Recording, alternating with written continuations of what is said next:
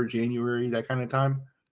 And so I think they were trying to just get off of that kind of a bounce. You know, why are so many people fans of Aquaman? It just doesn't make any sense whatsoever. Nobody's a fan of Aquaman.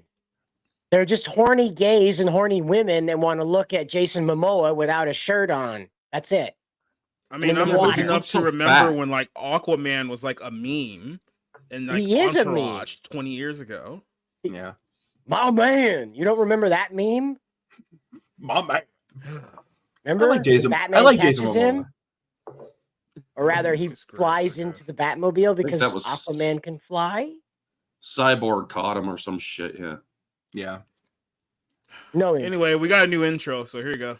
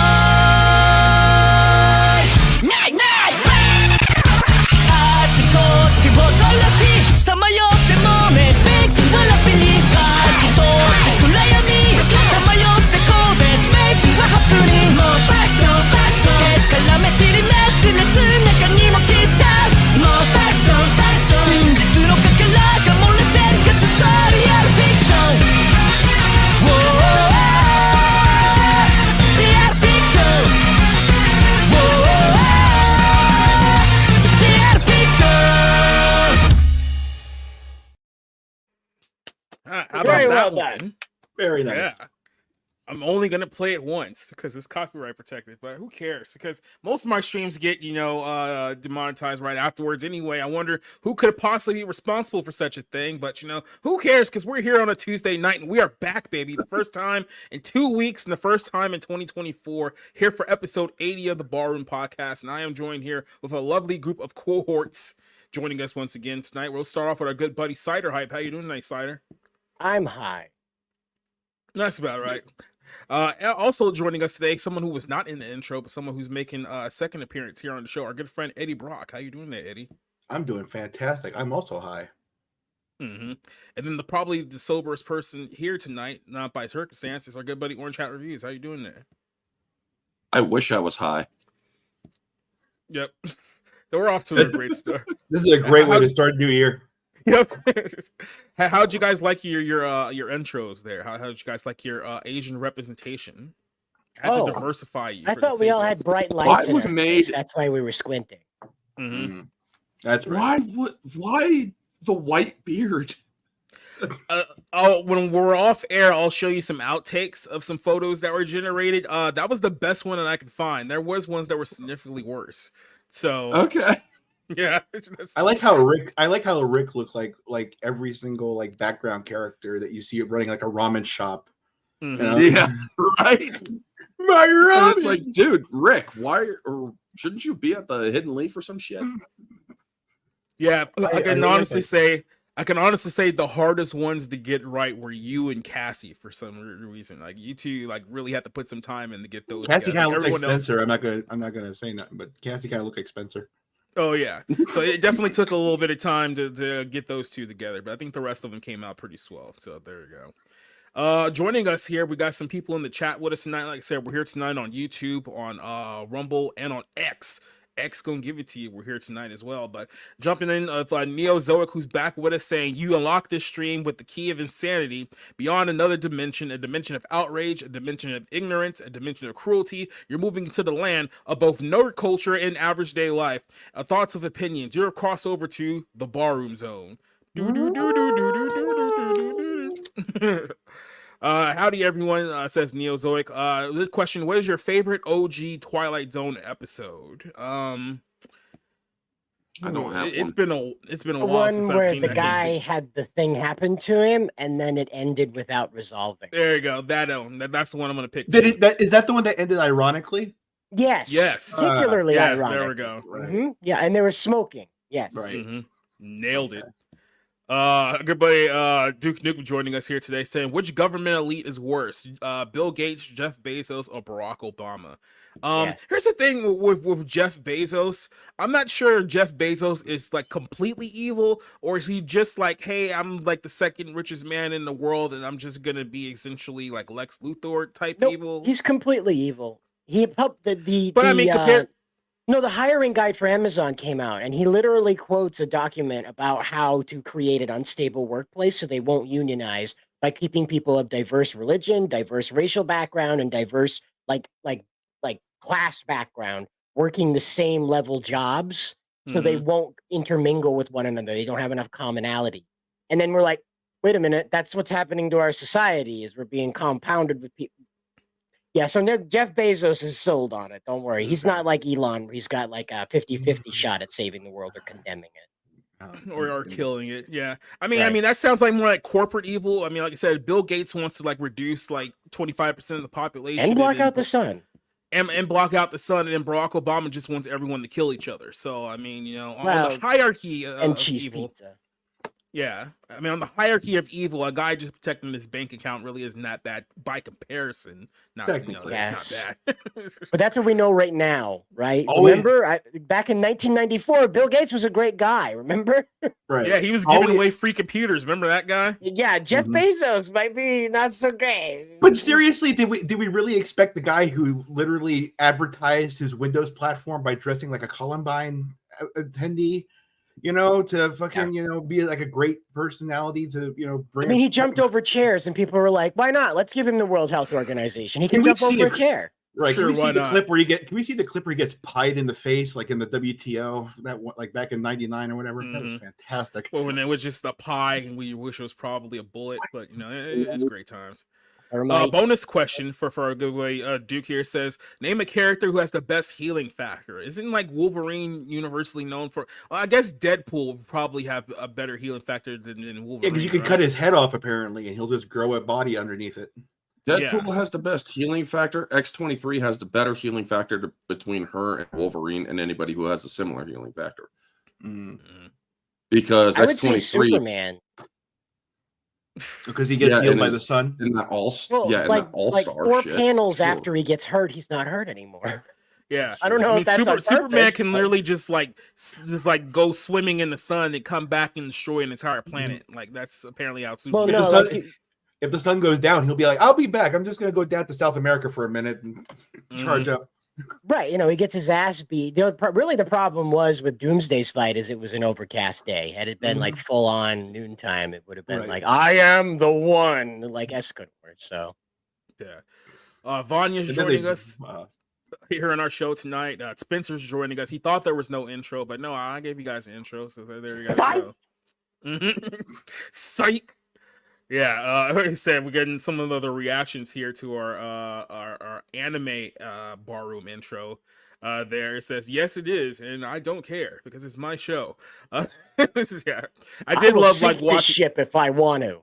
Yeah, I'm the Titanic, damn it.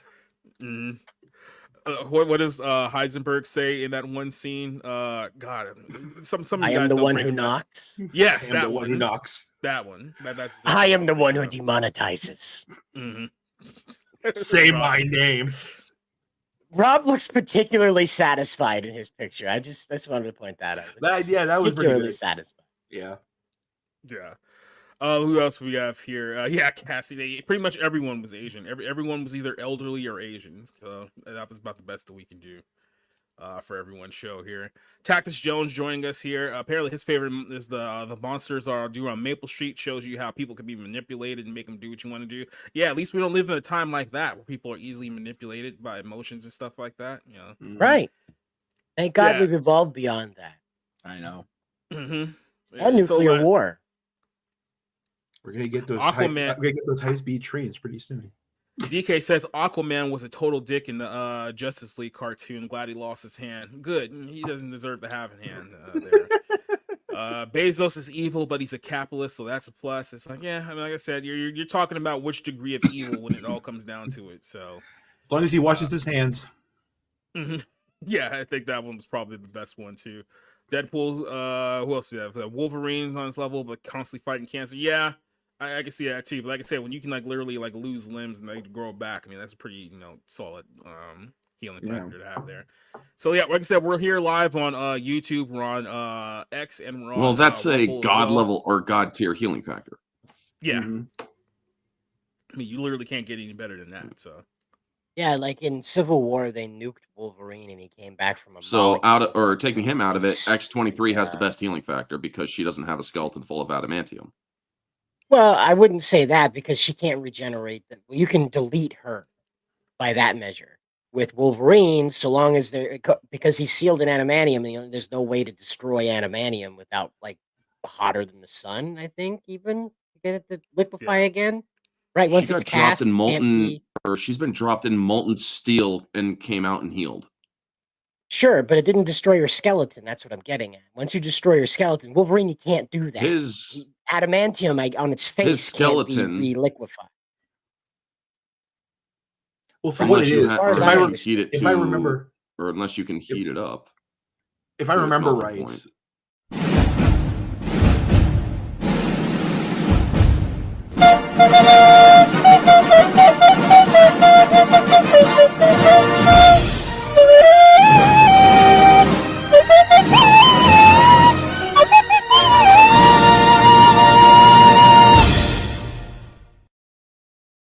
Superman would beat the Hulk's ass, and you know it.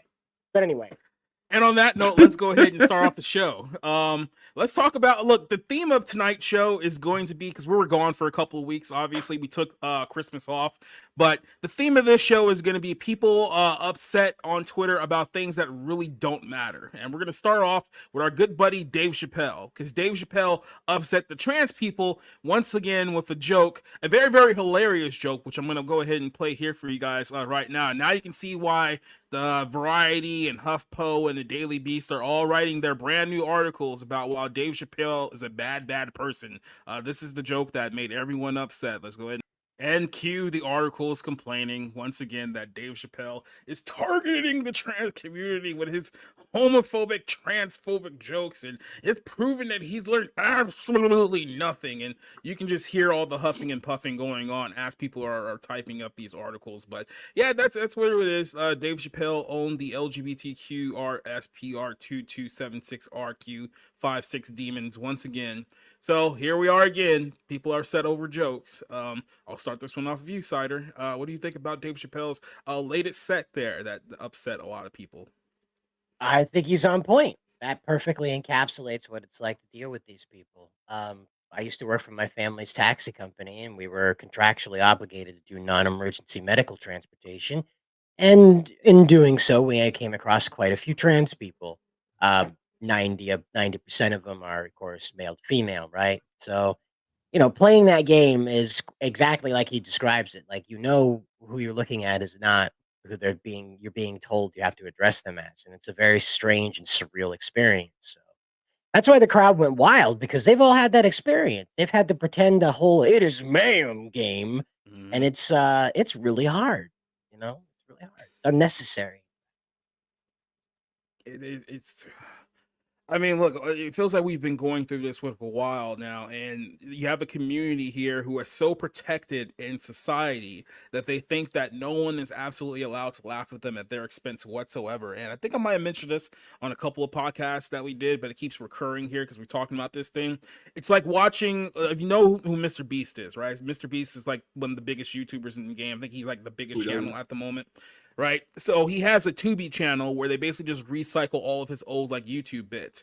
And obviously we all know the story that I guess his friend, producer, wherever it is, recently came out as trans last year. This is a person who had a wife and kid who got divorced now, separated from their child, so he can live his life as a woman. And he went and did a whole interview talking about, I'm a woman now. So you're watching the old clips where it's clearly Chris, a guy, and then you watch like the newer content and he's like wearing a dress and like shorts, and it's like, oh, I'm a woman now. We're just supposed to pretend like we're just supposed to go along with the whole bit. It's like, oh yeah, you're totally a woman, you know. And my question always is, didn't you father a child? And apparently just asking that question upsets a lot of people. I don't know why, but yeah, you definitely don't want to do stuff like that. Let me go ahead and just jump in just real quick into the conversation. Our good buddy C.S. Johnson. Are you there, CJ? Hi. Yep, I'm here. So, all right. Real quick before I go to Eddie, did you see your anime intro? Did you see what you looked like in the thing? no, I'm late. I'm fashionably late today. So. Okay, well, I'll give you a couple of minutes to circle back on that one to see if you. Did you make me super fat, like fat girl? Just watch the intro real quick while I go to okay. Eddie Brock. I will ask him what you think about the whole Dave Chappelle situation. Oh, okay. You're talking to him. Yeah, clearly. No, please go ahead. I'm a gentleman. Please. Oh, thank you, sir. That works because I'm a lady. Jokes. You're supposed to be able to joke about anything. So if you're not willing to be made fun of or called out on your hypocrisy, you know, I don't know how anybody can really claim that level of special. So that's all I think. Don't get upset over a joke. Yeah, too late for that one. Yeah, I may or may not have turned you Asian, but like I said, you can circle back on that. Everybody was Asian in that thing. Eddie, I heard Jesus was Asian according to that Christianity Today article. Oh boy, let's not get started on the I whole. love that. It makes me laugh every time. Yeah, so speaking of stupid hypocrisy things, yes, Christians get plenty of jokes thrown at them. It's not the end of the world. Not yet. Go ahead. I can tell you For some me, pretty dark Catholic jokes. Terrible Catholic jokes. Harsh. For me, honestly, I actually like the special a lot. I got to watch the whole thing, and I don't know. Comedy has been like really off for the past few years. Like there was an active concerted effort in like the media for some reason. All these comedians starting to turn their knives on each other and everything a couple of years ago. And that's like the Louis C.K. situation and the other things that have been going on. This show that came out on HBO that tried to make all comedians come off like at least all old-timey comedians come off like a bunch of freaks and a bunch of creeps. Yeah. While everybody's like still virtue signaling and you can't do this in a comedy club anymore and all that garbage. So like this Dave Chappelle special really solidifies that there really needs to be like a part of comedy that's like just uncensored and really, really willing to take issues that are going on in the world and really hit hard on them. And we haven't had a comedian like that. We haven't had a comedian like that since 2011 when Patrice O'Neal passed away. Yeah. And that like has been going in comedy. That's like just been this like little thing that's just been like hovering around. Like we need something like that. We need to. And I think now with Dave Chappelle and Shane Gillis and a whole bunch of Bobby Lee and a few other guys, like I think they're trying to get that Patrice energy back of just telling what comedy was supposed to be, which is telling the truth and making half of your audience laugh and half of your audience scared. And that's great comedy. And you can see some people in the back. It's even there's a better like later on he starts talking about handicapped people, and it's hilarious. It's absolutely hilarious. And you can tell that people are more interested in protecting one class of people and not the other class of people because nobody's talking about the handicap joke other than how it affects trans people. So I guess trans people are handicapped. Whoops. But I really like the special. And I hope there's more comedy that comes out like that. We need more laughter like that on, taking it to this world that, apparently doesn't want us to laugh at anything. Yeah. I remember writing an article years ago, and Nick is still up on the site. I have to edit some things on the site, which is why it's down at the moment. But it was basically just like a Rolodex of stand-up comedians all complaining about how they can't do stand-up comedy anymore. This is even like a few years before like the whole like, oh, you can't make jokes about trans people and blah blah blah. But it's like, yeah, people like Louis C.K., yeah, people like Kevin Hart, who else? Yeah, Chelsea Pereira, Jerry Seinfeld. There's a whole like number of like comedians. Nick DiPaolo was another one where all these guys say is like, yeah, I can't even go to like colleges anymore. Or, like college towns used to be like the go-to place for comedians back in the day. It's like I can't go these places and perform anymore because there's always going to be someone there who gets offended by the joke, and now I have to sit there and interrupt my routine to argue with this person for 20 minutes because that person felt like, oh, I can't joke about this or I can't joke about that, and it's completely ruined the game for a whole lot of people. So this is sadly what it's come down to, the state of stand-up comedy. And not just that, just look at Hollywood comedy in general. Like, when was the last genuine funny movie that comes out of Hollywood that you can remember actually enjoying and laughing? For me, it was probably Tag, which is the movie that came out like 5 years ago, maybe 6 years ago at this point. Like, it's very rare to actually find like a legitimate, oh wow, that was actually pretty entertaining and I liked it. That was longer than that. That was right after Age of Ultron. That was like 2014. That's almost 10 years ago now. Well, it is 10. Yeah. Priming. Yeah, see, that's what I mean. Like, there's been no good comedies at all, and everybody wants to take everything seriously, and I'm tired of taking life seriously. Let's stop taking life seriously. It's the new year. Come on, let's start having some fun. That's what this life's supposed to be for. So let's have a joke. Let's have a laugh. Yeah, maybe we can lighten up a little bit. Orange Hat, what do you think about this whole thing? To me, there's only 2 or 3 things you shouldn't joke about. James Gunn basically joked about all of them. Or supposedly joked about all of them. I don't think they were jokes to him. But other than that, everything else is on the table. And I really think that if people who are of the demographic that is being joked about can't handle it, well, there is the door. Don't let it hit your ass on the way out. I remember there was a comedy special he did where he ragged on the Me Too movement. And a woman disrupted his thing saying, oh, you can't joke about that. And she gets up, huffs up, and it's like, I'm sorry, I was that word. And he's like, well, I'm sorry that happened to you too, but it wasn't me. So ta-ta, bitch.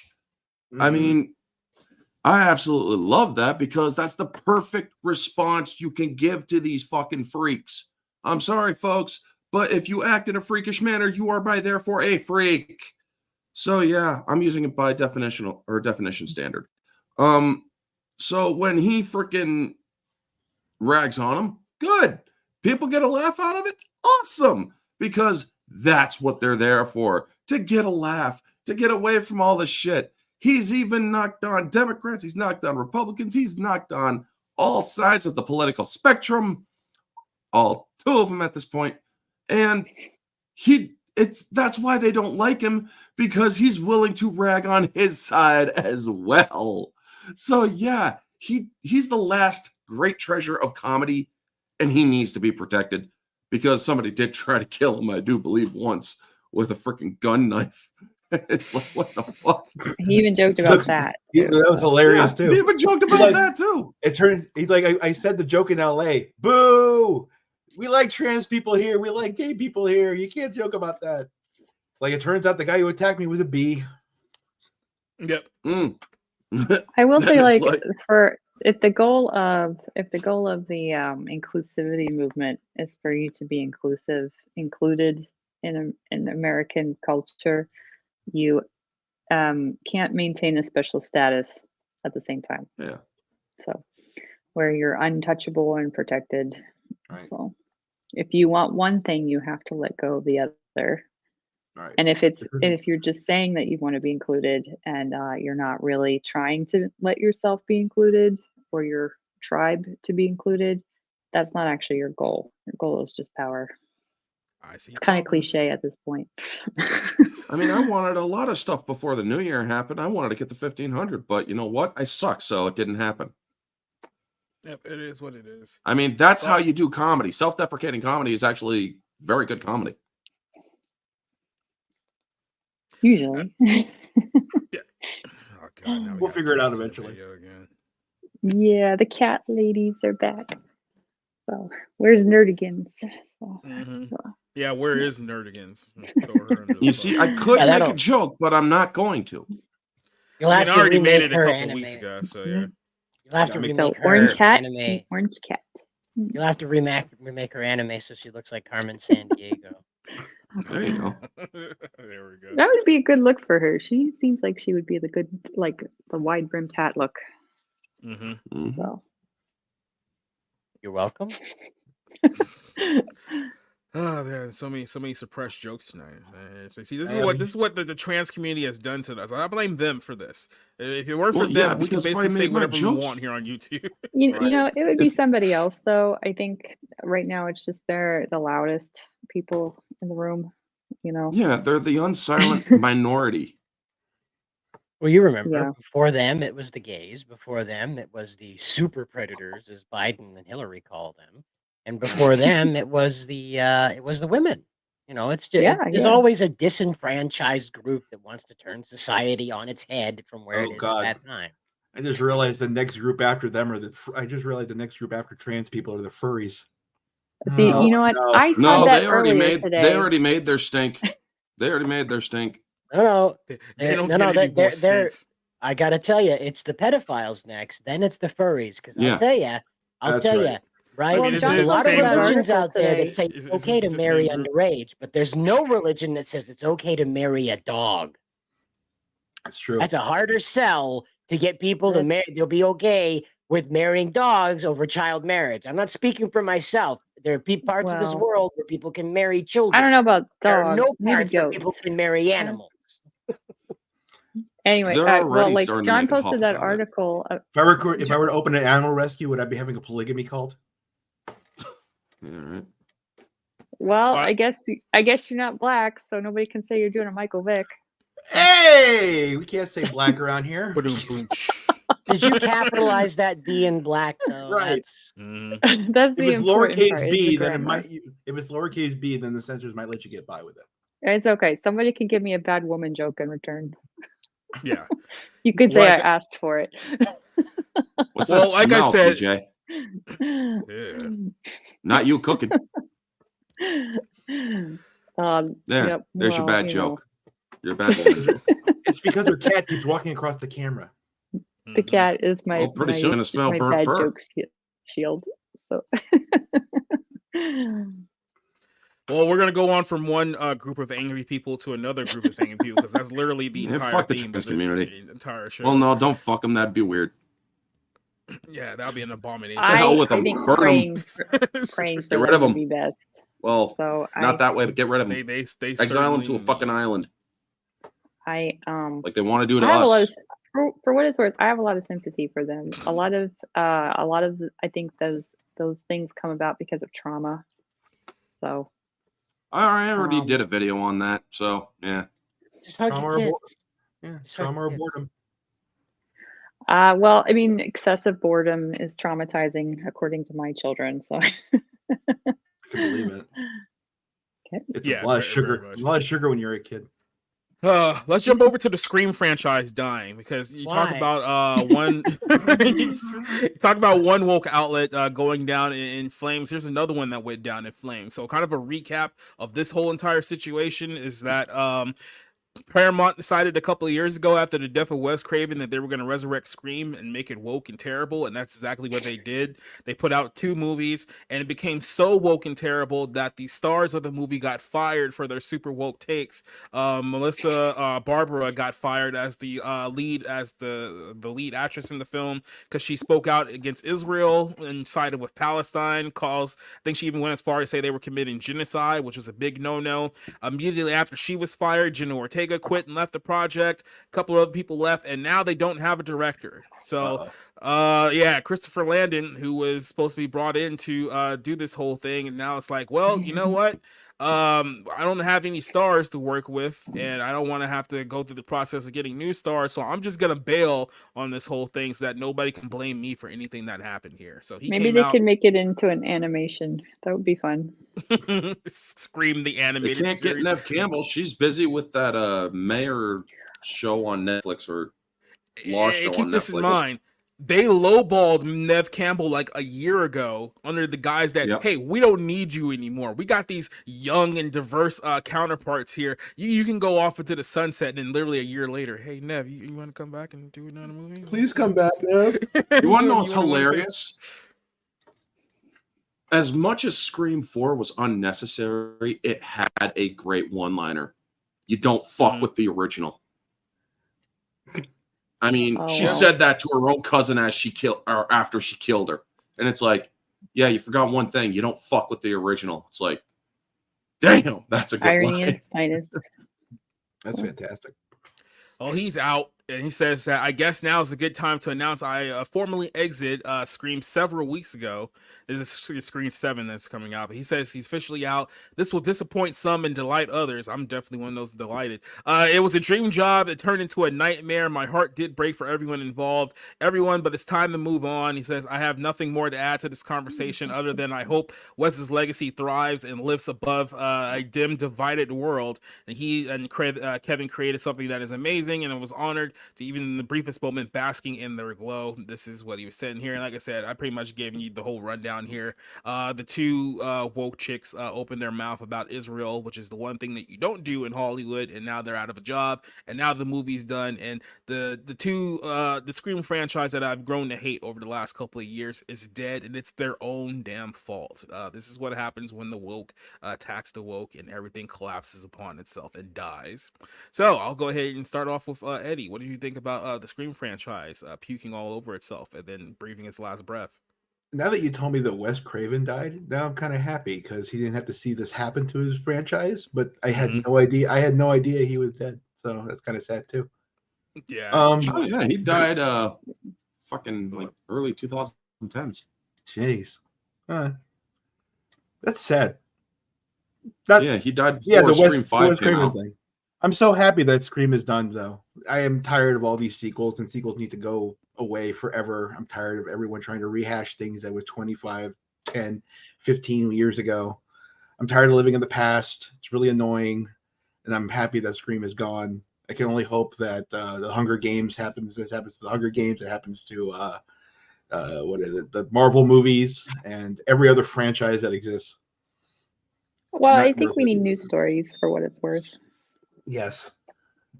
Please. Yeah, I think news stories, and like I said, some of these things just need to go down in flames at this point. Well, I should clarify. We need newer and better stories. So, Orange Hat, what's your thoughts on Scream here? After 5, I didn't give a fuck because after basically they wrote that movie basically to give a big fuck you to all of us in this fucking panel and everybody like us in the community, because they basically said we are fucking serial killers. So after that, it's like, fuck you, not gonna watch anymore. And basically any misfortune that you have, good, because you fucking you basically shit on Wes Craven's legacy. And when you fuck with the originals, when you try to say, oh, we're going to surpass all that shit. Well, guess what? You didn't. Your shit sucks.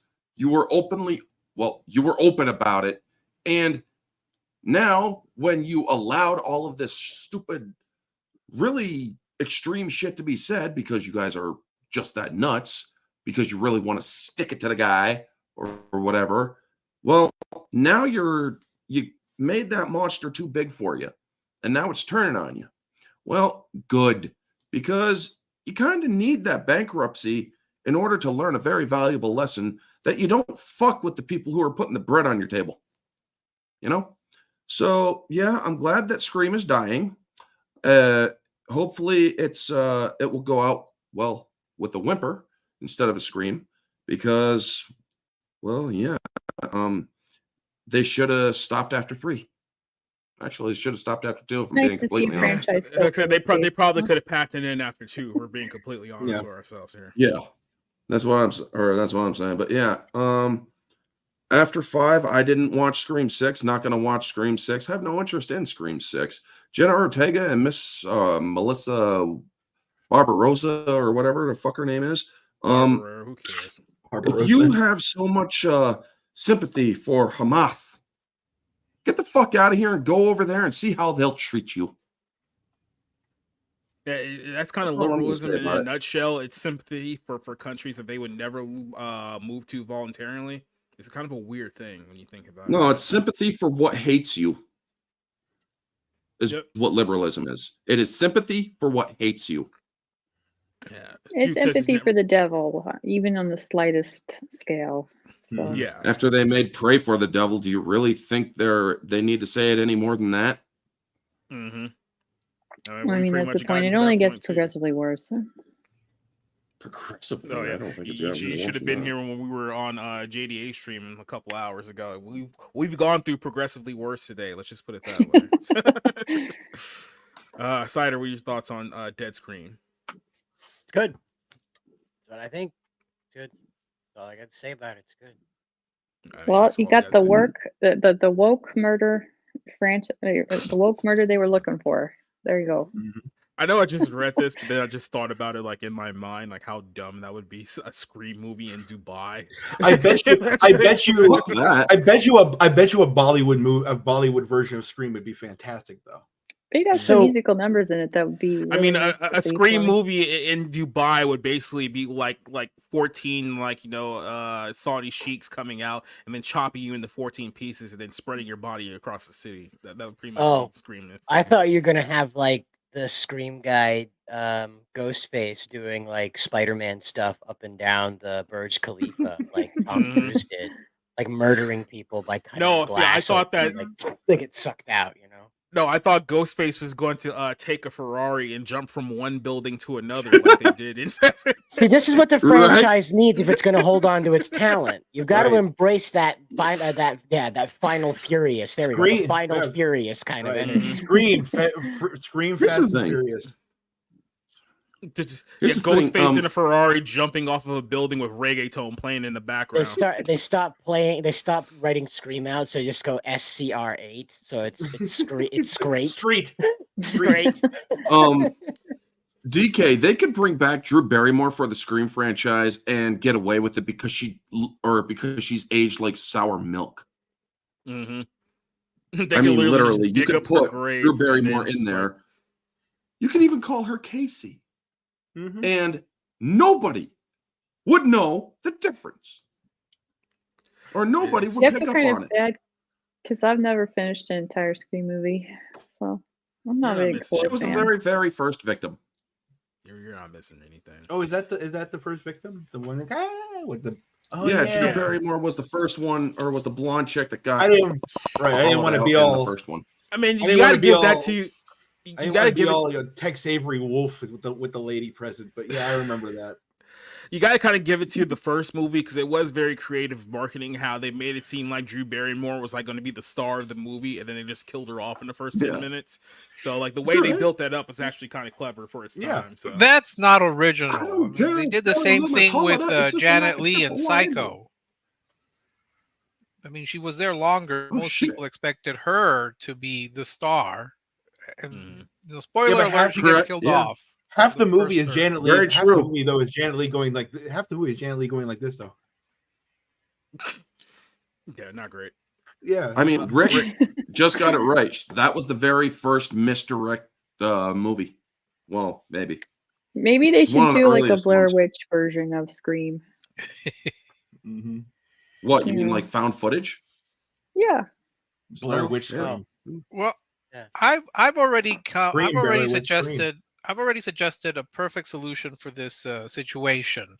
It's where the two stars, we get body doubles, and they're out there in Gaza, and then they get blown up, protesting for the Arab Palestinians, and then we can say, oh well, now we have the next generation, because they somehow had like an illegitimate daughter or like a long lost niece that can continue the franchise. So you really don't need I just got a seriously twisted and funny idea. You know how they had Tropic Thunder? There goes They your should do monetization. Desert Thunder. Yep. Yeah. They should do Desert Thunder and put it in Gaza. You mean Tropic Thunder? Because Desert Thunder was Desert an operation in which George Bush ordered a bunch of All people right. to fuck Put up Robert Kuwait. Downey Jr. in yellow face this That was time. Desert Storm, not Desert Thunder. That was first Desert Shield and then Desert Storm. Yeah. It was Desert What the hell Shield is before. Desert Thunder then? That's because thunder It would take comes place in the before desert lightning instead of the Ka-chow! tropics. Oh. Yeah, I mean, So yeah. you- we So is need to Robert put- Downey Jr. playing an imam? No, He'll have need- he'll- no. You he'll- have Play Chaplin. well, yeah, you could have him playing an imam, and you can have Ben Stiller step on the landmine this time. Well, now Robert Downey Jr. will need the work after he loses to Ryan Gosling in a landslide for Best Supporting Ooh, Actor. Shut up. Shots fired. It's a guaranteed win. Just throw a rock at you right now if I could. That would be great if that was the only thing Barbie won. Oh, No. for the men, I agree. It would be funny. Barbie, the fucking that $1 billion fluke. I found out this week that Barbie's last name is Roberts. So, Barbie Wasn't that in the movie? I don't know. I think that was in the kids movie are right reading and before they she have this goes book. to the gynecologist. Hey, Spencer. It's at there where she gives her name, yeah. Well, it's like her actual name, so Yes. it's like The, yeah, I the know doll that was more. based off Well, no, of it's the not her daughter. actual. It's not her I love that, actual name. Rob. She's a doll. It's true. Call her whatever you want. You don't have to actually call her Barbie if you want to. Barbara. Her You actual can name cut is off Barbara. all of her hair and like draw marker all over her face and like call her John if you want. So, I don't Mhm. know. Sure, why not? Either Well, way, I mean, either way, it's shaved down there, Ken or Barbie. So Probably more so for Ken. Really? But, yeah. But then Yes, boom. really. Well, let's move over to our next story of outrage. use the Feminists marker. are- You can use this marker the right way. Draw it in. Let's do that. Sydney Sweeney is back in the news again because feminists are mad that she's using her body to siphon the male gaze or some nonsense like this. So this was apparently another story that was trending over the weekend because apparently she Right. starred in a Rolling Stones video. And she was driving around LA, and obviously her boobs were out, and this made the people on the far left very, very upset because they were saying, "Oh, you're being objectified. You're being a victim." So she had to come out and basically say that she's not being objectified. So I'll go ahead and play a little bit of video here at a faster speed. So hopefully we'll pull all any kind of Who is stuff this? there. This is Sydney Sweeney, who we've talked about a couple of times before, but you'll see her here in the video. Are the ones that nobody wants to look at because they got fucking belly button lint that they poke out of their belly button, suck down, and get stuck on their freaking tongue piercings because they're so fucking fat and ugly. Nobody fucking cares about what these feminazis have to say because nobody fucking cares about their opinions because all their opinions is that's offensive, it should be banned. No, you should be banned because you're a fucking retard. Go with what people like, and you might actually survive this drought in Hollywood. That's my thoughts. You're very welcome, Tacitus. Mm-hmm. Christopher Mdanga says that, yeah, Sweeney's a year older than I am. So it's like, yeah, I have a few years on both of you guys, but I don't like talking about it because it makes me sad. But that just shows says, thanks for the visual there, or chat. You're very welcome. Eddie, what is your thoughts on the? I didn't even know that the Rolling Stones still did music. So I mean, if it wasn't for the outrage about the video, I thought that most of them were dead. So yeah, I think we were talking about girls, right? That I saw Yeah. a lot of girls. Yeah. There was a girl on a car, and that was nice. You need to go brush your teeth, Eddie. Huh? You need to go brush your teeth. Are we going to share a bathroom together? No, I'm just asking. Yeah. Brush your teeth. What are you, retarded? So I know you're not retarded, but what are you, Down syndrome? Yes. Mm-hmm. John, for what it is, I grew up in the era of Steven Tyler bringing out his own daughter and Alicia Silverstone to be in his videos and have her run around half naked in a Catholic schoolgirl uniform. So, like, this isn't new to me. I'm kind of happy that the Rolling Stones are trying to bring as many young girls as they possibly can to make their image better. I was actually quite surprised. All the billboards are old covers of their albums. I was quite surprised by that. Mm-hmm. Johnson, what's your take on this story here? I could not name a Rolling Stones song if you held a gun to my face. So that's impossible. Like scientifically, are you a big Rolling Stones fan there, Rick? Even if you watch the Martin Scorsese movie, if you watch a Martin Scorsese movie, you've heard a Rolling Stone song. They're pretty prevalent. Yeah. I know, but like to me they're indistinguishable from like other rock things, so it's just like I don't know. I mean, the only like vaguely rock and roll song, is that what it is? You can't always get what you want. Yeah. No, he's popping out songs there. I thought that was Queen. Okay. Yeah, and that Bless the Rains Down in Africa. Right. Mm-hmm. Every little thing she does. Okay, well, I guess they also did Gangster's Paradise as well. Mm-hmm. Yep. She probably you might have heard that song. Enter Sandman, enter Sandman, enter Sandman. Yeah, that's them. I think CS probably was thinking that it was the Rolling Stones who performed American Idiot on New Year's Eve. They've done every song. That's the secret. The Rolling Stones is every song ever. Literally ever. Even the Yankee Doodle is Rolling Stone. Mm-hmm. Well, they were probably around at the time.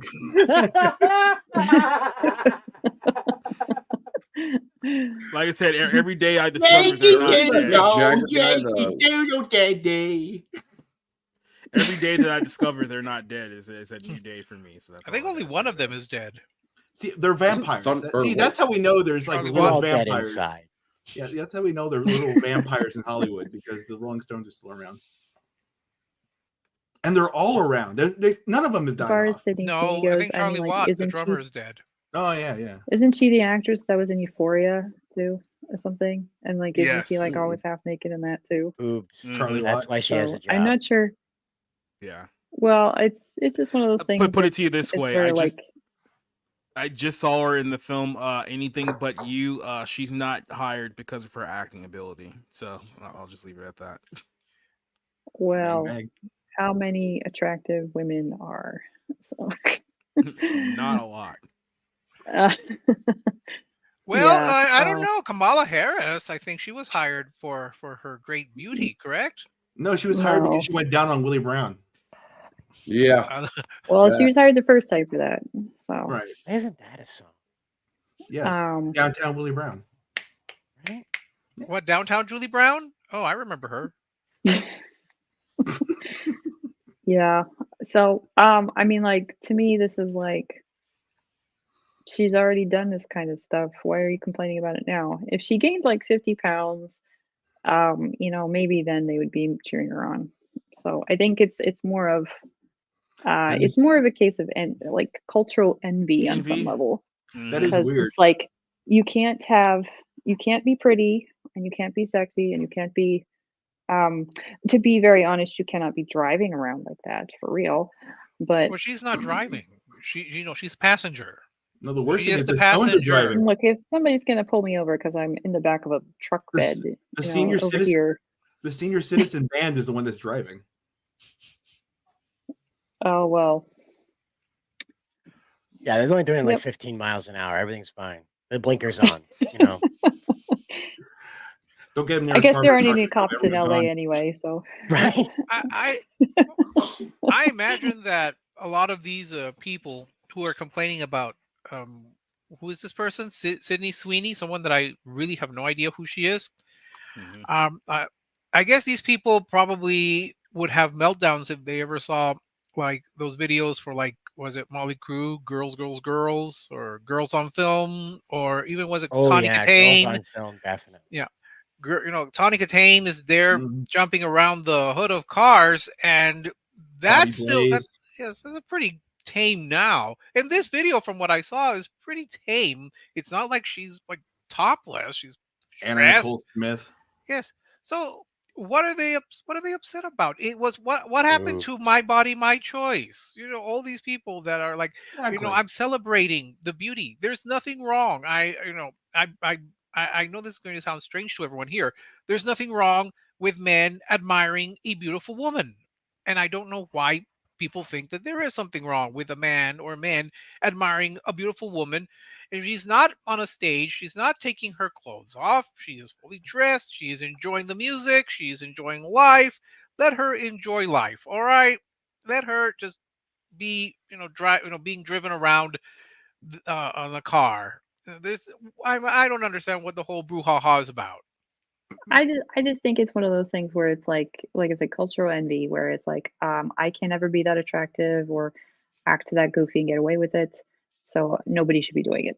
Right. Well, they could act that goofy. On a personal level, I don't think she should be doing it anyway. I'm totally with Rick. Beautiful people should be able to do whatever they want, driving traffic off things, fucking throw people, whatever they want. Beautiful people are amazing.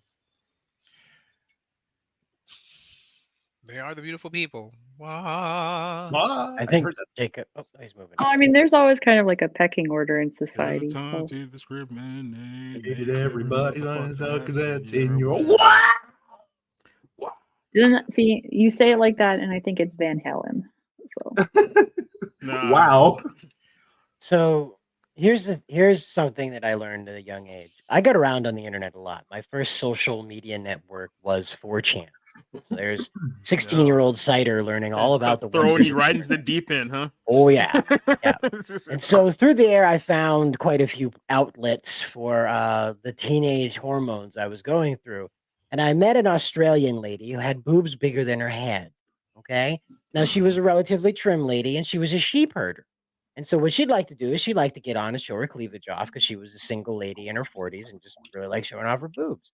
And what she explained to me through our conversations, having no idea I was a minor at the time, because I didn't feel the need to tell her that. Why would you? So what she explained to me was there's boob envy among women. There's boob envy. Not only is there like pretty envy, Instagram envy, butt envy, but among the top end of lady envy is boob envy.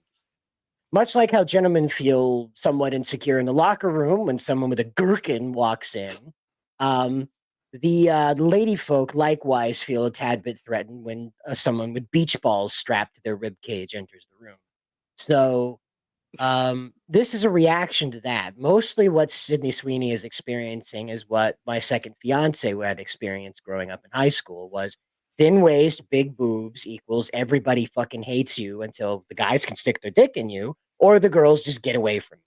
It's just, you're a dartboard for people who are like, I can't get that, so I hate her. I can't get my boobs that big, so I hate her. That, there's no winning. And that's why Sydney's in this trouble is because she has big boobs. And that's just, I'm just telling you, that's why they're mad. I don't know about part that. Of it, so I don't know about that. I mean, everyone loves Dolly Parton. But she's like 70 something. That's true. Right. Those are ancient boobs. Everyone's been looking at those. Yeah, and her boobs are insured. Mm-hmm. Most models actually do. All I have to say about Dolly Parton is that she looks like she got those boobs done in like 1970. Fuck, and that's all I'm going to say there. Well, she probably did. Well, that just because her nipples are turned like this doesn't mean Mm-hmm. Well, I stand by what I said. If she was 50 pounds heavier, or if it was a a not woman doing that. They would have been cheering for it. So hey, we had that like size Z breast freak in Canada finally get fired. Right. Oh, and to all the insecure ladies out teacher. there.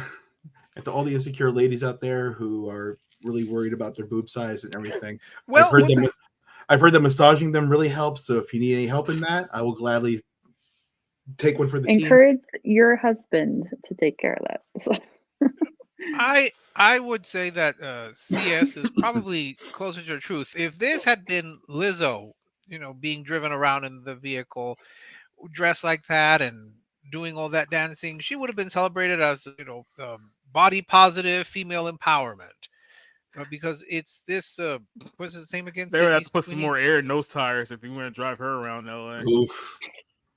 No, but I think CS is right. Turn into a clown car.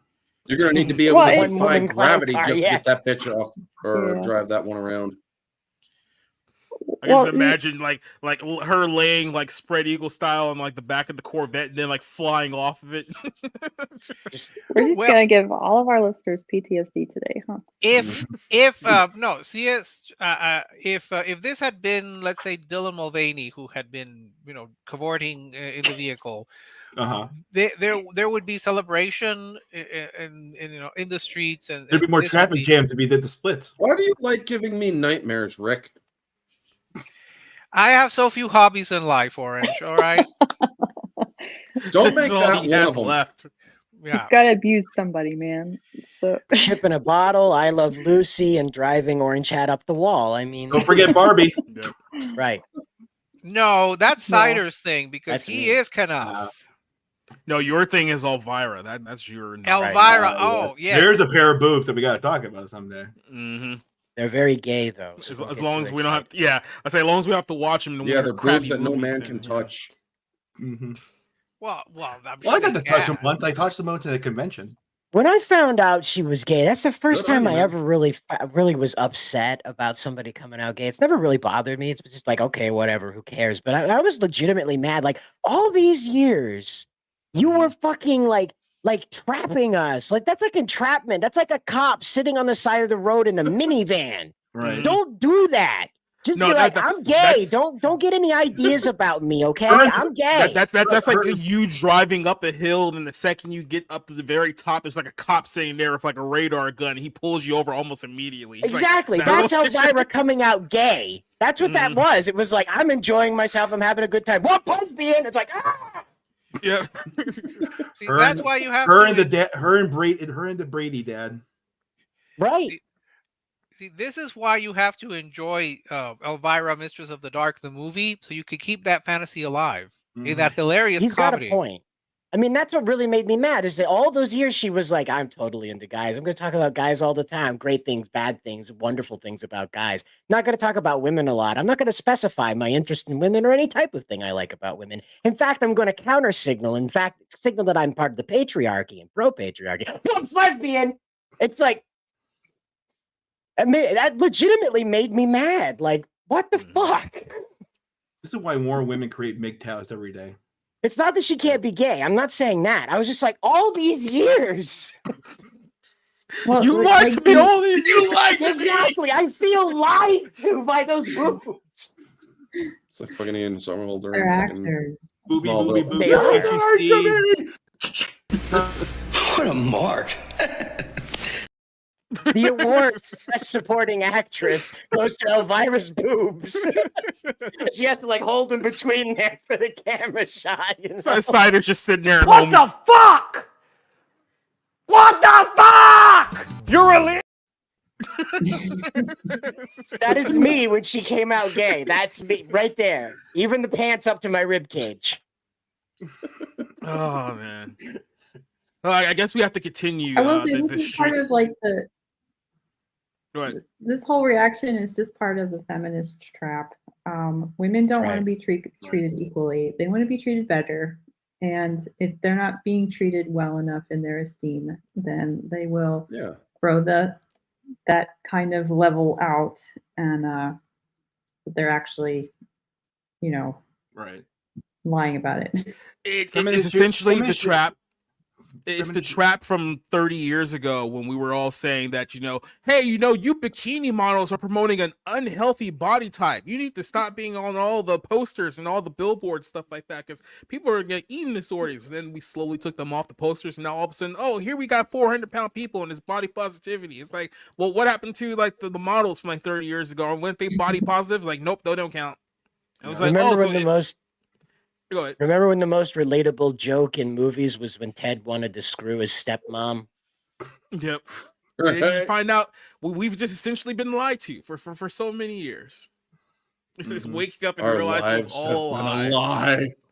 Well, I mean, they're actors. They're supposed to lie on some level. So feminists should stop concerning them. Feminists should just stop concerning themselves with the male gaze and start worrying about the male gaze. Exactly. We're in 2024 where the only people who can go after the male gaze is men. So there we go. Yeah, but we'll need Gillette to guide us on that. Women. They're also taking away from women because some women like women. This makes me laugh every time I talk about this, so you have to forgive me. My sister is like one of these kind of rough, tough, tumble country girls. She works as a mechanic at a dealership, so she's getting her knuckles cut, stuff like that. And nothing annoys her more is one of these hyper feminine trans people. And she runs into him at the marijuana dispensary, and I hear no end of it. Like, she comes in and she's like, it's a mockery. It's like a clown show. It's all makeup and fake. And they think that's what a woman is. They put on a skirt. They think they're a woman. And it's like, she just hours of it coming out of her. And she just hates this mockery of femininity. Oh, I love it. I love it. Yep, this is where we are, but it's safe to say that it's not just the progressive left that has been outraged by the look of attractive women. Because I know if you guys have been following this story all weekend, this is probably one of the dumbest things that I've heard in quite some time. I don't know if you guys heard about Calendar Gate, but Calendar Gate has really been trending all week. So let me set the stage here just for a second. If you remember 2 weeks ago, our last show, we were talking about on Twitch, you have quite literally porn stars that are on Twitch, completely naked in front of children, and an app that's like aimed at 14 to 19-year-old kids for the most part. I know what I said earlier, right, about me talking to that lady. I don't endorse that. I need to now that you've said that, I need to hey, by the way, I don't think that's good, right? I don't don't do that. For the record, I just want to let you know. For the record, she was not a teacher, okay? I didn't tell her you don't do that, okay? Don't. Always use the internet with your parents' permission, with your supervision, especially with their supervision. Right. And if AOL doesn't work. But we were saying this just 2 weeks ago, how you have these porn stars that are now migrating to Twitch and trying to gain an audience for their OnlyFans. And we were talking about how, let's be honest, it's pretty effed up what they're doing over there. And that was a big point of discussion for really the last few weeks. That was a story that was growing and growing and growing as time went on. Then all of a sudden, I heard about this little story here about quote unquote Calendar Gate. And I heard about it at the first time and I saw it and I was like, okay, it's nothing. This is just people whining on the internet. And I just let it go.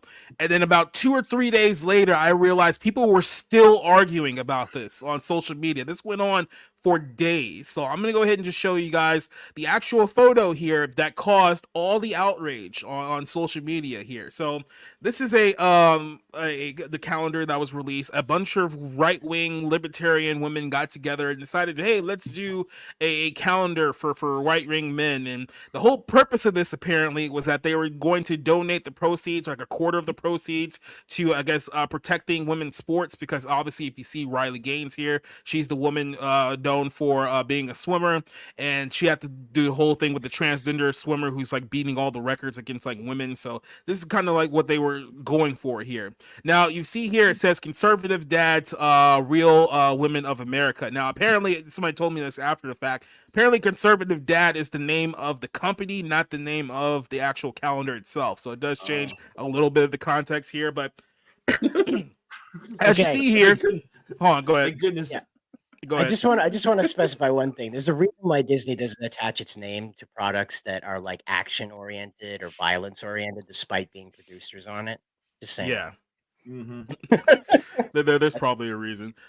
But yeah, so these were the pictures that were circulating here, and you're probably looking at this and considering, especially what we talked about a couple of weeks ago, there's nothing that is gonna like red flag you. It's like, oh my god, what is going on here, right? There's only like literally 2 women in this entire shot that are in bikinis, and one of them is literally a professional swimmer, right? That's kind of like her whole shtick. But this caused an outrage on conservative Twitter, on Christian Twitter. So many people had so many hot takes over this. And it was over the fact that, you know, you had right-wing conservative women, some of them were in bikinis, as you can see here in photos here, and you had people going as far as calling this softcore pornography. Some people even tried to link this. I'm not even joking. You know, I'm not joking. Yeah. Some people went as far to link this to human trafficking, because since it's pornography, they linked it to human trafficking. This whole picture here, all these women got attacked on. I think Dana Loesch is probably the only one who didn't get attacked here, because I mean, if you look at her photo, she's the only here, one that's fully clothed too, by the way. Yeah, exactly, right. Obviously, you guys know the redheaded libertarian. She got a whole bunch of heat. Not only did she get heat for this photo, which some people labeled demonic, some people decided that they were going to make a rap diss about this whole calendar, and I'll get to that here in a second. A Christian rap diss at that. A Christian rap diss. So yeah, we're now dropping diss tracks on libertarian women. This lady here over here got attacked because she said that, you know, I think she said that her daughter took this photo. This is the photo right here on the right. She said that her daughter took this photo, and people were attacking her, saying, "Why are you letting your daughter take suggested photos like of you?" It's like we were literally like outside of a restaurant in like Nashville. This is where we took the photo. So here's the argument from right wing Twitter, and you've probably seen this going on here. There's a Christian side of it, then there's the quote unquote conservative side of it, and it's very hypocritical on both sides, and I'll explain why in a second. Yep. The Christian side of this is that, well, you guys are causing men to lust after you, so this is actually pornography, this is actually bad, this is something that we shouldn't be promoting, because you guys are causing men, specifically married men, to lust over your photos here. Now, I'll say this, maybe this is just me. I saw all the photos. None of these photos caused me to lust whatsoever, because maybe it's just me. None of these women are my type. Like, I can just look at this and be like, yeah, okay, and then move on with my life, which I think a lot of people did when they first saw this. But maybe there are some people that are so horny obsessed that, you know, they just see these photos and go absolutely crazy. Maybe those people exist out there. I'm just saying that I'm not one of them. And then the other aspect of this is that this has caused so much division within the right-wing community. And I pointed this out too, like when this whole thing was going on. It's like, look, we've been covering this whole thing. By we, I mean people in the right sphere. I mean people in the same sphere that are being attacked right now. We've been covering for the last several weeks things that have been going on with Twitch, which is way worse than what you guys are deciding to die on the hill for. Where were you guys over the last couple of weeks where we were talking about literal porn stars trying to groom kids on Twitch for the last several weeks? And what I was told was that, well, you know, the older conservative audience, they're not really in touch of what's going on with Twitch, so they have no idea what's going on. So what you're telling me is that you guys are completely out of touch to the issues that actually really matter here. Because if you knew what's been going on over the last few weeks, you would know this is not the hill to die on. Now, if you're uncomfortable with this whole thing, if you're going to say, hey, look, I don't think this is the right image for us, I don't think this is what we should be doing, hey, that's your opinion. You're entitled to it. It's not just the opinion that we're talking about here. It's the days' work of outrage and attacks and diss tracks and everything going on like you say, a week's worth. And like I say, you're seeing all the pictures here. Like there's no other hidden pictures outside of what you're seeing here. This is what caused a black week's worth. light nudie here. Yeah, exactly. I mean, let's be honest. This isn't even like I said at first. I said this is like the equivalent of like a Sports Illustrated like magazine. This isn't even Sports Illustrated. This is Home and Garden. This is even softer than that. Yeah. And like I said, a week's worth of absolute outrage and nonsense drawn over this. So I want to flip this over to you guys. There's a couple other points I want to add on to this, but I just want to get the immediate reaction. Johnson, I'll start this one off of you. What are kind of your thoughts on the whole situation here? Like, do you think that this is over the top? Do you think people are completely going way too far with this whole thing? Like, what was your initial thoughts when you saw it, and what do you think now, days later? I just okay, so like I don't drink beer. I've never had beer. Mm-hmm. So I'm just doubting myself as like the ultimate square, I guess. Yeah. Nothing wrong with that. You know, I have a really good life, so it's like I don't care what people say, you know. The calendar thing, it's like you're like, for me it was it's one of those things where you're not going to unite the right over things like this, because the right today is comprised of a lot of disaffected liberals, and they're not really conservatives. So there are people that are like, you know what, I like my real women, thank you very much, and I don't want to cave to this progressive DIE type stuff, you know. You're not going to change human nature, and this is a step too far for me. So I'm going to step back and go over here on the right, you know. And on the right doesn't care about stuff like this, because the right would never buy stuff like this, like on average. You know, like I even tweeted about this. The person who understands this stuff best is Milo Yiannopoulos. He said before that on different issues that if they basically, like, Catholics and religious Christians have a lot of work ahead of them if they're going to get people to be actual conservatives, because the foundation of their current position is completely different. Like as we've seen obviously this past week. Most of the people that are in the brouhaha part of this are they people that are like the religious right, whereas the disaffected, newly anointed right are the people that are like, this is fine. Why are you complaining? I do respect the fact here that Kate, as a woman, is complaining about the lighting in the pictures more than the actual pictures itself. I have to say, I don't even like a lot of the pictures either. I think a lot of, like, the bathroom one is that like a spoof on Dylan Mulvaney's, like, I think it is. Yeah, I think it is. That was Ashley Sinclair, by the way, and she literally was doing the parody of the Dylan Mulvaney one, which that aspect of it went completely over everyone's heads because they were just so into, oh, this is porn and we can't support this. Well, let me explain why they had that reaction, because they're not smart enough to do it on their own. So what Kate explained was basically their argument. She drifted off into the lighting situation and stuff, but basically what it is that it defiles the purity that people are trying to express by even converting to the right. A lot of people go left because it's taboo and you get to do whatever you want. There's no restrictions, no guardrails, no seatbelts. You go to the right when you want to put your big boy pants on, get a job, and become a yuppie, I guess.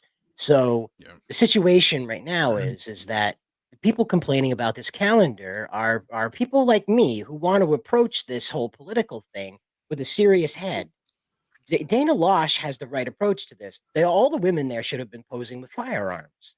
If you really want to strike a note that'll impress conservative people that will want to support this, as well as tick off the right in ways the left that'll keep them going for years on end, start producing calendars of beautiful women wearing body armor, even carrying guns with American flags everywhere and fireworks going off.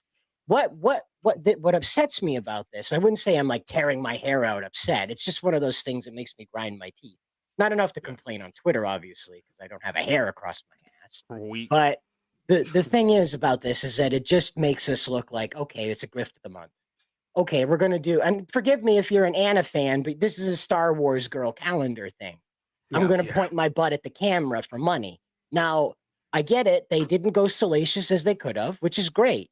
But I think Dana Loesch is the only one that had the right idea doing this calendar. They should have had them all show up in body armor and guns and just go hog wild. Have them shooting even, mid-jiggle, if you want to go that far. But that's where this should have gone. Not into the whole, like, let's like outdo Dylan King Mulvaney. Who cares? The faster we can forget about that human herpes, the best, Mm-hmm. I agree with most of that. I'm allergic to Dylan Mulvaney. Whoa, every time they mention it, I said if you want to impress conservatives, you commission a painter to like make like horses and ships paintings in your calendar. That'll win somebody over.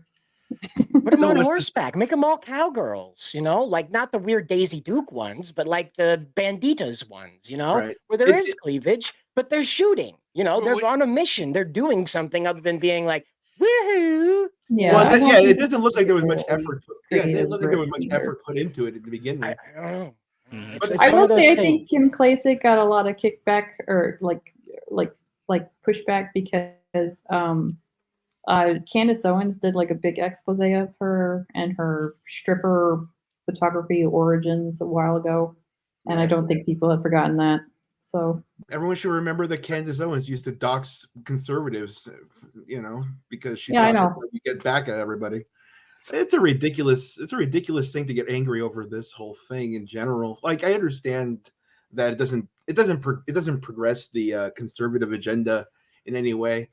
I find it really sad that the arguing has been going on between conservatives, that the people here will be willing to get angry at girls putting their foot up. I used to be a wedding photographer. Girls, for one thing, girls love that pose, and yes, they do. And two, it looks perfect because it looks as innocent as you could possibly get. Like I look like a fairy when I do it. I enjoy that. Right. Their pelvises are built differently, Eddie. So it does release a certain pressure in your lower back when you lift your leg like that. That's a skeletal feature with women. See, that right there was a mistake. Right. So. It says it makes it look beautiful and everything. The guy around Canada let them. And there's two girls that do that in this whole thing, and I thought that's where they're going after the libertarian Josie. They're going after her for that whole thing, and she put a cross behind her. She's baking a pie, and I'm like, aren't you all supposed to be supporting this whole? This is what you all want in your wife, right? Well, I mean, to Sider's point earlier, if they had a bunch of guns and they were going after like zombie, like creatures, well, I think zombie Democrat, cyberpunk sort of stuff. I think the magazine. Like Alita Ballot Angel type stuff, they would have loved it. So. Absolutely. Yeah.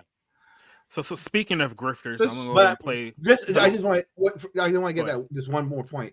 Go ahead. They'd rather get angry at this and have all their attention be pointed to this than actually support art or media or anything that actually makes an actual difference and actually changes the culture the way that we would want the culture to be changed. They'd rather complain about this. About things that have nothing to do with they could turn off the screen. Yeah, Jacob, when are we getting a barroom podcast calendar? That's what I want to know. Damn right. Or are you going to be in it? Like, nobody wants to see. I'll be in it. Enough. I'm big enough to take at least 3 months. I mean, here's the thing. Look, I know if I ask Nerdigans to be in the calendar, she will block me. So it's not going to happen. Unless she's with her cat. Yeah, exactly. Yeah. Oh, see, that's a nice one. We could get the cats involved. Cassie's got her kitty, and I've got my kitties. And Nerdigan has hers, so this is already going off the rails. I feel like it's going to turn into. Speaking on this conservative thing, though. The way that conservatives infight is, I mean, it makes the liberal infighting look tame because we are more, or we have traditionalism and whatnot, and that is a good thing. However, some of us are more flexible, and this whole thing with the Riley Gaines and the calendar thing reminds me of that. I guess it's an SNL thing where that guy shoots something and then makes a very ironic complaint. It's like conservatives shooting conservatives. We need more people to freaking represent us. And it's like, do you realize that you are killing our fucking movement? I mean, Candace Owens hasn't done the conservative movement any. No, I would say the biggest problem with the conservative movement is that we've allowed people like the Daily Wire to be the voice and the flag bearer for the conservative movement.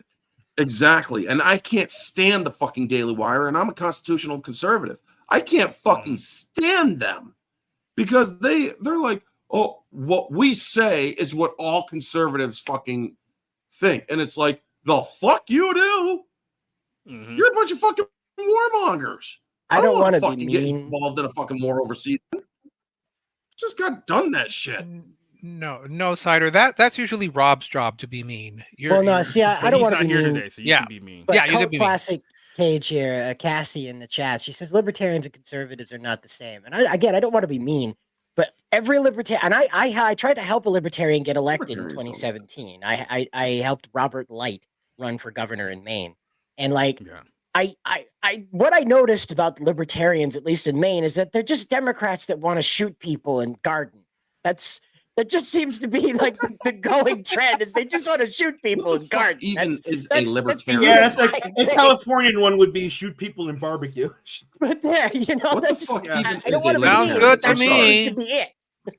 There's only a few libertarians that have shifted into politics positively and then like moved into like the Republican Party and the conservative movement. Obviously, Rand Paul is obviously a big example of that. When you have our friend Glenn Jacobs Kane down in Tennessee, who's done a pretty good job down over there. I mean, there's a few other names I can drop over there. Obviously, a lot of people like Jim Jordan, if you in that as well. So yeah, I think the guys who are more successful in the libertarian movement will find more fitting in politics. They tend to move slightly conservative, even though they're stronger in their physical conservatism than a lot of the other Republicans as well. I mean, look, the Libertarian Party as an actual party is just one big giant meme. I mean, they don't even take it seriously themselves, so it's hard for them to take other people to take them seriously as Some guy well. ripped his pants off during. Well, the issue with libertarians were so fucking smart. How come they lose so fucking always? because they're very individualistic. It is very hard to get libertarians to to bond in collective movements. So I mean, when you have kind of like why they lose. We need a collective of libertarians. Yeah. Hey, you want to change you the met world? Democratic And that's Socialist? why libertarians should never be president. It's because they're too individualistic, where they basically say we don't need any, or all these others, liberals and conservatives, are fucking wrong. We just want to live. And here's the problem: there's no fucking structure that way. Well, we had one libertarian. this? We had one libertarian president, and his name was Calvin Coolidge, and we remember him through the Roaring '20s. Yes. Cal's my pal. And look what happened at the end of the 20s: a fucking depression. That's on Hoover.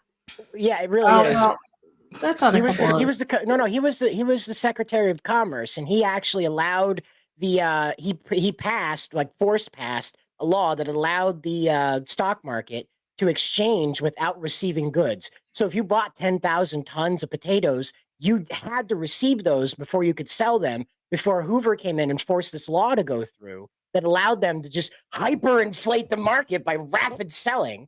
So it's caused a bear market and exploded in 28, which guess what?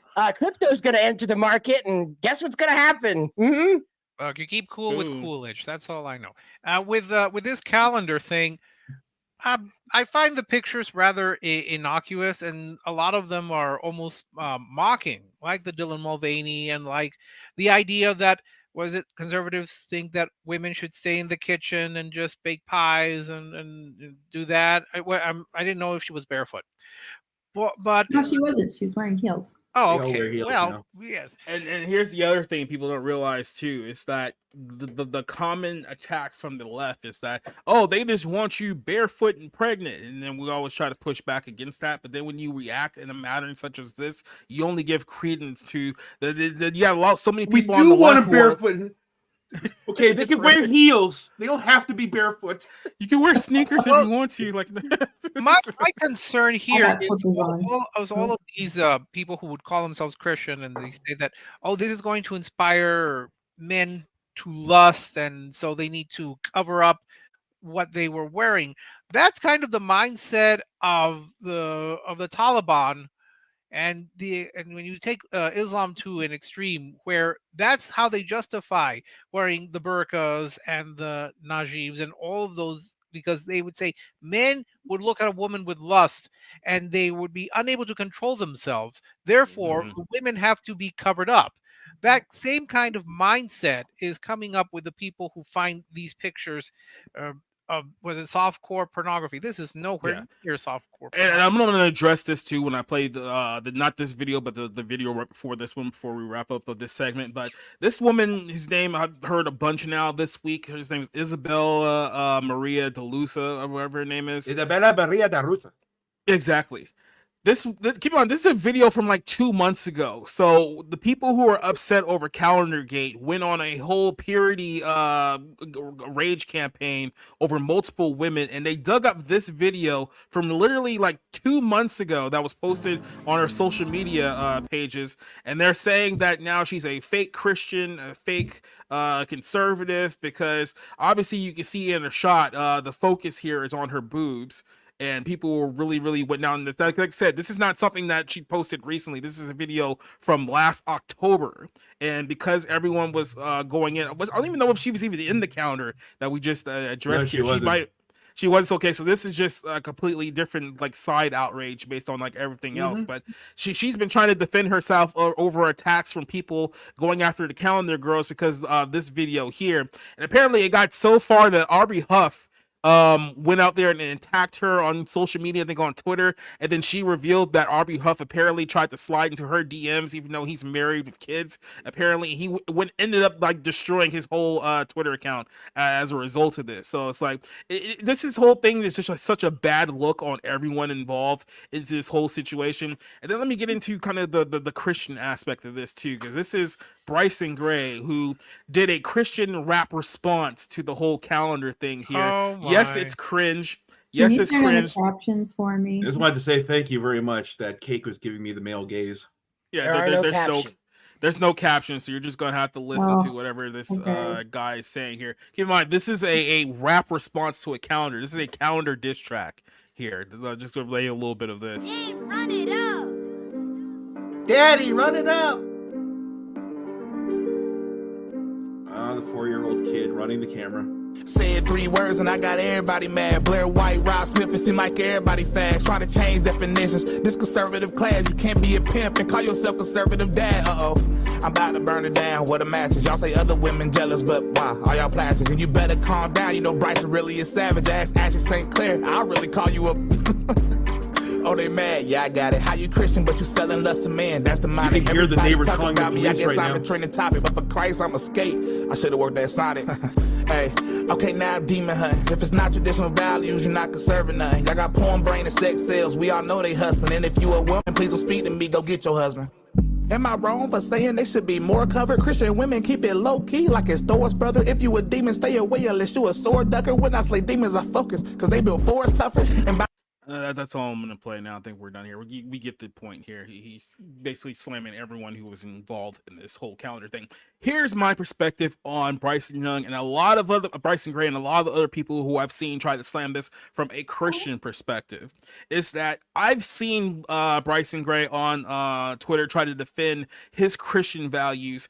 He knows absolutely nothing about the Christian faith whatsoever. He's one of those people who will go on Twitter and be like, well, the Bible says you shouldn't eat shellfish. So if you're eating shellfish, you're disobeying God. Like, he's one of those people unironically, right? So that goes to show him that he doesn't even get like the ABCs of the Christian faith, yet he's the one that's like beating his chest the loudest about what it means to be a real true Christian, when he clearly doesn't even know what the religion is about to begin with. And that's noticed that a lot of other people have very questionable views about the Christian faith as well, whether they come from it from the Catholic side or whether they believe in works-based salvation and other things that are completely false. Look, if you want to sit there and think to yourself that, oh, by protesting or taking a stand about this calendar, that makes me a real true Christian, and all you guys who aren't on my side, you're not real Christians.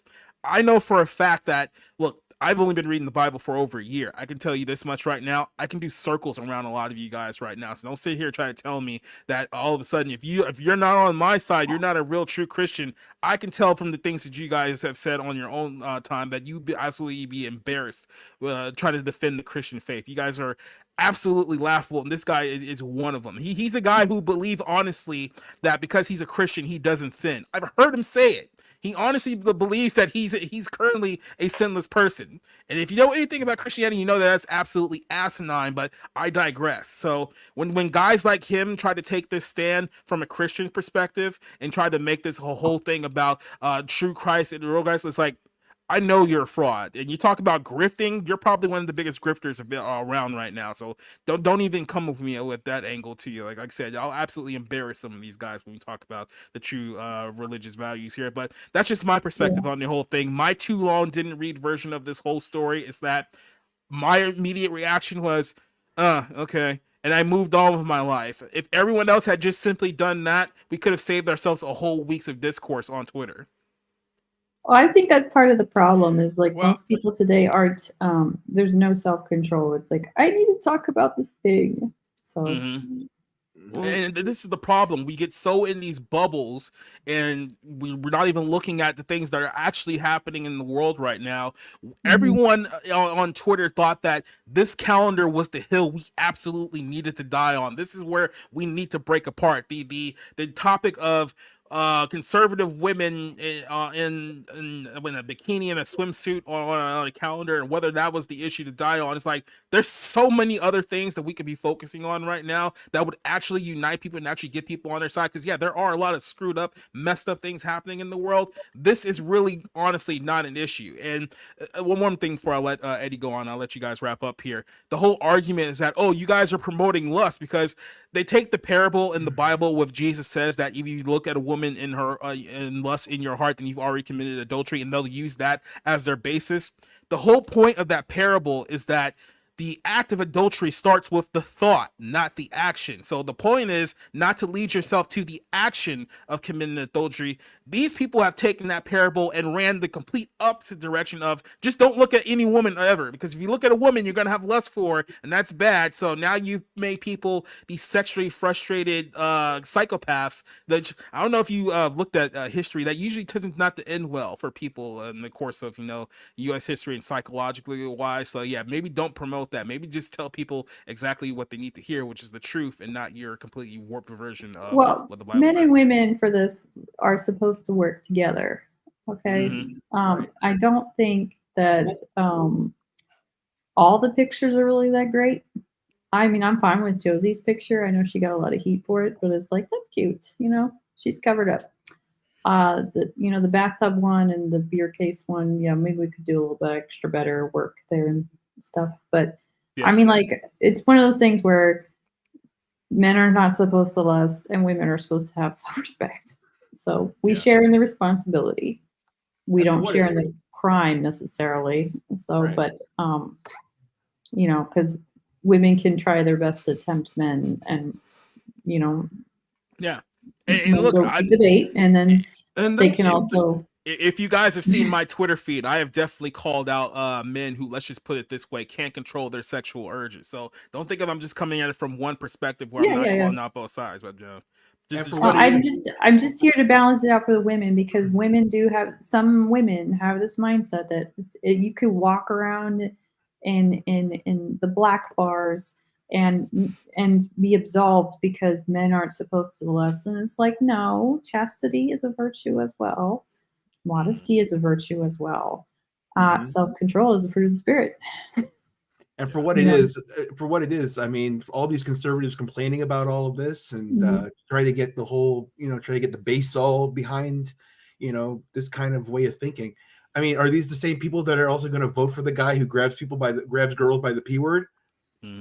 Right? Yes. I mean, or are we gonna switch? Right? Are we gonna switch over to the woman that wants to send us all to war just because she happens to wear a nice looking pantsuit? And people pointed this out too. And with Trump, it's like, well, we've all seen Melania's pictures, and a lot of you guys gave that a pass for quite some time too. And this is another thing, like.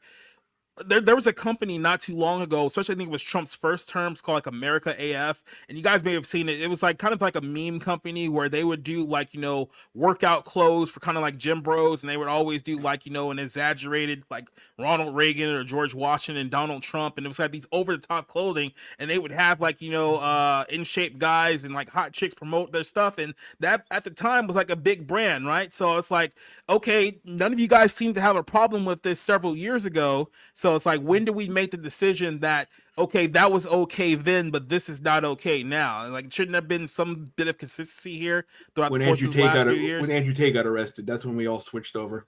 We will wait. We will wait until T.D. Jakes and Joel Osteen weigh in on this. They are the great Christian leaders of our day. Oh my gosh. Trust me, I tried not to add T.D. Jakes to this discussion tonight. I think bounce off of that, CJ's. Yeah. To bounce off of CJ's point for a second, Oh. with the whole temptation thing, if God didn't want people to battle temptation, why did he put temptation on earth to begin with? If these women are so tempting to conservatives and Christians, maybe they need to look at it as a test instead of saying, oh, it's absolutely wrong. No, maybe you should look at it, see it, and then move on and not be tempted by it. Maybe then you'll actually be considered a true Christian. Honestly, I look at the women, it doesn't do shit for me because I don't see them as beautiful. I see pretty. natural beauty as something to be interested in. Yeah. Where they doll themselves up and it really just doesn't look that good. I'm sorry. The less makeup you have, the more attractive you are. In my opinion. Well, that's just me. How weak must the men be to insist that the women have to cover themselves up even more than they are in some of those pictures? How weak do the men have to be and say, oh well, I cannot look upon you? They're not monks. I assume that they have desires, and there's nothing wrong with having sexual desires. I'm just puzzled. There's nothing wrong with attraction because that's kind of how the world works. It's like men and women find each other attractive, and that's kind of the whole point. It's like, yeah, we're put on here so that we can find our mate, get married, and have children. In order for that to happen, we have to have some kind of attraction to one another. Now, yes, you can completely pervert attraction and become a porn addicted weirdo. We're not saying that those people don't exist, but I think, like I said, going too far the other way isn't exactly helping the matters too. And I think I made this point on Friday with Spencer, because me and Spencer, you don't know, we're both from San Diego, and it's like, look, if being in a bikini is softcore porn and it's modest, we never stood a chance growing up where we're from. And like, we're literally in a beach town where there's nothing but women in bikinis all the time. So like, if that's the line that we're drawing here, then like I said, the whole bunch of people are screwed. It's all those California girls. They ain't worried because they ain't gonna get in trouble for it. I'm from San Francisco. You can imagine what I got to put up with. It took us over Kate's comment 100 in the years. chat, man. They ain't gonna be fucked. They ain't worried about shit. Right. They're gonna be hurt. They ain't getting charged. Yeah, that's that got delayed, by the way. But the thing is that I have a theory about this. It took us 100 years to get to this point. Ever since Woodrow Wilson and the Federal Reserve got started, we've been on this strange societal tailspin. Strange. And so, honestly, I think this calendar was too much too fast. Like I said, had it been beautiful women with guns, that's acceptable. This is something that the conservative movement wants to enshrine, that these are, in fact, women who were born with the purpose of sitting down to pee. You know what I mean? There hasn't been any aftermarket adjustments, you know? So this, and again, guns, which are two hot button issues for the conservatives right now. And instead, this calendar was too much too fast. It took us 100 years to get here. It's going to take us 100 to get back to where we're a society that doesn't shun bikinis, mind you, but bikinis and underwear are not things that are interchangeable, if you will, in that society that we will one day evolve into. These barriers between sex and leisure will one day be reborn and rebuilt, and we will once again live comfortable lives with our private selves being behind closed doors and our public selves that are very clothed and very reserved in the public. And again, like the calendar was just too much too fast. It's not a bad idea. It's just maybe it would have worked in the 80s and 90s and the early 2000s, but in a time when like conservatives become very reactionary to the over-sexualization of conservative topics even, this was just like oil into a puddle, man. It's not going to happen. Oil and water. Hey, look, all I can say it should have been one with Aunt Jemima and the Land O'Lakes Indian girl and Uncle Ben's, the people that have been canceled. Sure. And they're not in a state of undress. Right. Yeah. Oh, obviously. All I can say is God for Uncle Ben. if the women in that calendar were dressed like the women on Twitch, I could understand the week's worth of outrage. Like Sure. I would probably be on your side. I would be grabbing the pitchforks and start burn the witch and all that stuff. I would have been right there with you. But for the pictures that I saw, it's like I don't see the anger and the vitriol behind it. So, but hey, maybe that's just me. Maybe I'm not, a good enough Christian because I don't think that eating shellfish is sinful. Like, Well, one of the things I don't like about Christians in general, and this is like not a blanket statement on anybody, but they don't like admitting human nature in the sense that we don't like to talk about sex. So. Yeah. Oh, any person who has seen any of the Christian films, especially from the 80s, would know that. Yeah, Even I know, now. but Here's the thing. McGee and me brought me so much joy. It seems like it's too hard for them to just have an honest conversation while giving people like, look, we all know that there's consequences to lust. We know that there's consequences to endless sex and homosexual sex. Like we do know, there are consequences to this, but you have to, like I said, you have to have that difficult conversation with people to make them understand, hey, this is what you do and this is what you don't do. And we've been kind of like throwing the football to like Hollywood. It's like, here, you teach our kids about sex. And then we wonder why everyone's all screwed up now. I mean, my perfect argument against all the hardcore Christians is if your God doesn't want people to sin all the time, why do you give them free will? I can answer that. Yeah, go ahead. Free will is bound to have flaw, and therefore is an imperfect thing that he put upon people so that they would sin, so that they could always turn back to God. Therefore, you cannot have a perfective or a perfect life. I feel bad for. So yeah, it just doesn't work. Like I said, you have a lot of these deluded Christians who still think that they have to obey the laws of Moses in order to be saved and go to heaven. And I don't think they understand that the entire point of Jesus Christ's sacrifice is God admitting, yeah, you guys can't follow the law. So here, just believe in the sacrifice and you'll be saved because you guys are already sinful nature. You can't save yourselves. That's kind of the entire point of Christianity. But that's a topic for another day. We'll save that for the Bible Ins podcast. Cut me off before I get started, right? No, you go ahead. I'll let you go. Hold her back. I'll let you go on the last. Dive in. No, well, like the right likes to talk about personal responsibility. So the truth is that sin is an indicator that my personal responsibility is unable to pay what I have caused to be due. And free will or not, sometimes, depending on how it's portrayed, I guess. You have a God that still loves us enough to come down and offer his life and suffer for us. Mm-hmm. The truth is that all my sin belongs in the cross. And, like Jesus is God. And like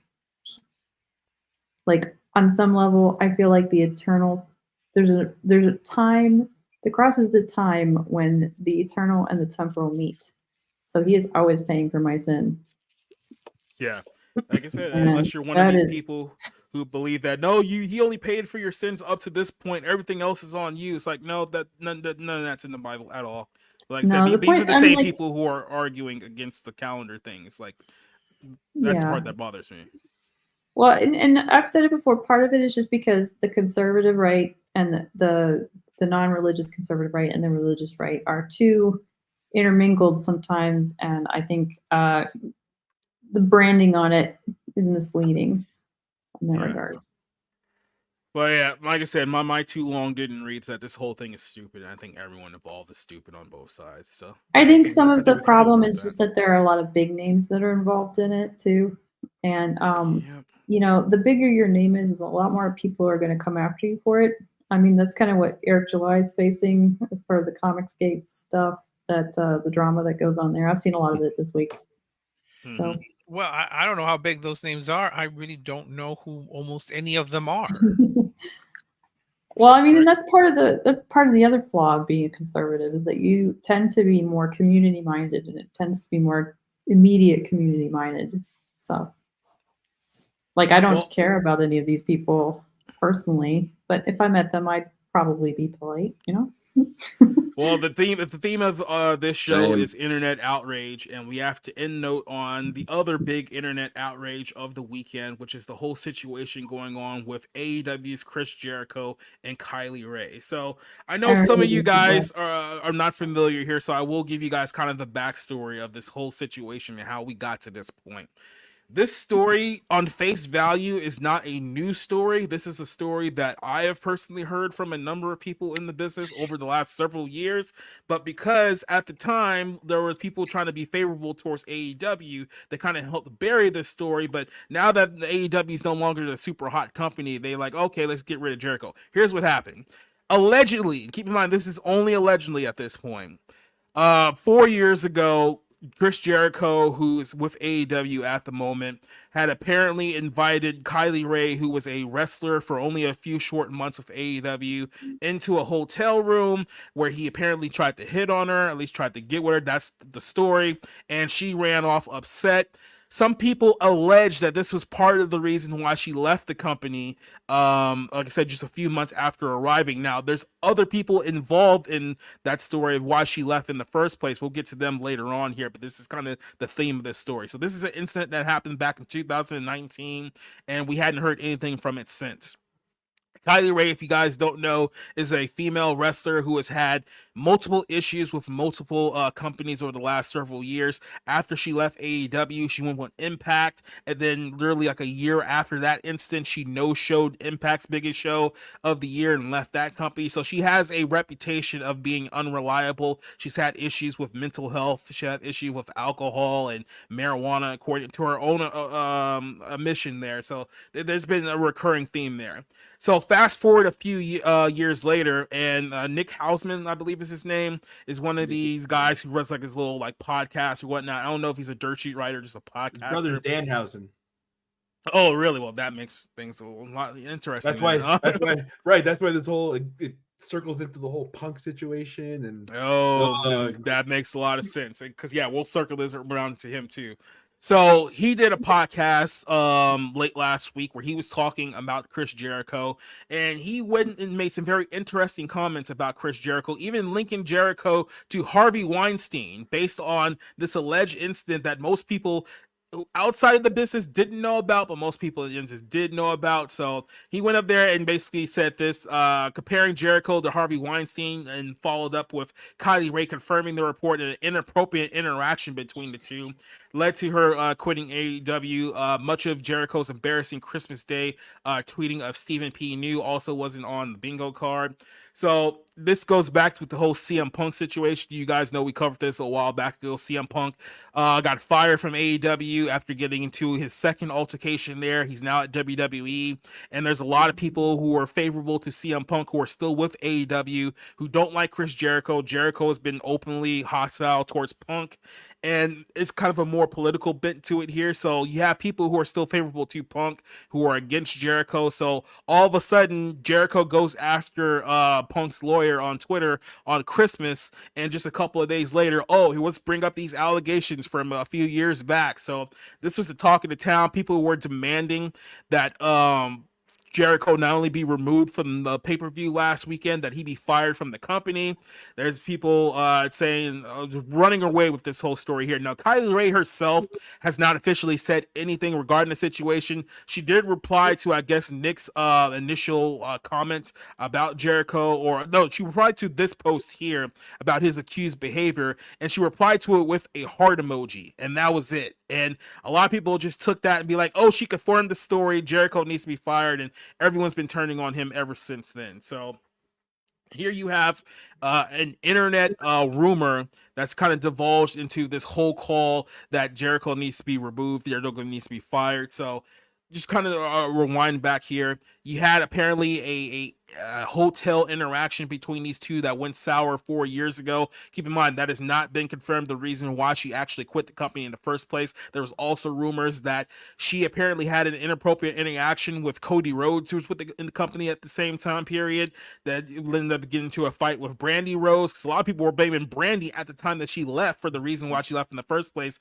That whole part of the story has been completely removed, because now it's all convenient to go on Jericho about this whole situation. So people are just taking a sides, because look, at the end of the day, People don't like Jericho because he's anti-punk. People don't like Jericho because he's a Trump supporter and his wife's a Trump supporter. So they just using this as essentially a vehicle to get rid of somebody they don't like for political reasons, one way or another. So Eddie, obviously you know a lot about this story here. I want to float this over with you before I give a little bit more information about this. But what's kind of your take on, I guess, the online campaign to get rid of Chris Jericho from AEW? Well, for one thing, Kylie Rae, great wrestler, fantastic girl. And I'm not gonna say anything bad about her.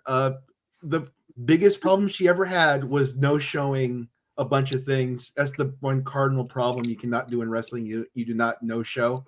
You may have a problem. You may have some, some mental issues or whatever, but you at least show up and do a run in or something, Yeah. That was like unforgivable, and that's probably most of the reason why she kept getting fired. Is she kept no showing everything, like what's his name, Lars Sullivan, back in a couple of years ago, would just no show things, and why in the world he didn't get fired? Yeah. So with Jericho, when I was covering wrestling, what is it now, a decade ago or so, I remember hearing things about Jericho. Not the usual things, you get a girlfriend, you get a couple of girlfriends or a couple of places in a couple of towns, this is like a common thing in wrestling. It's not like a huge what have you, like, for what it is. I don't know why it's exploded. It's a strange thing now that we're going after Jericho for something that hasn't been really confirmed or hasn't really been, collaborated with. Kylie Rae's not going to say anything because she knows that if she says anything, her career's done anywhere. So like, it's a big nothing burger on somebody that, kind of has a bit of a reputation, like Terry Taylor back in the day, or, what have you. And Jericho, to Jericho's problem, and Jericho's problem is that he's a rock star. He's a rock star wrestler. He's a rock and roll rock star wrestler.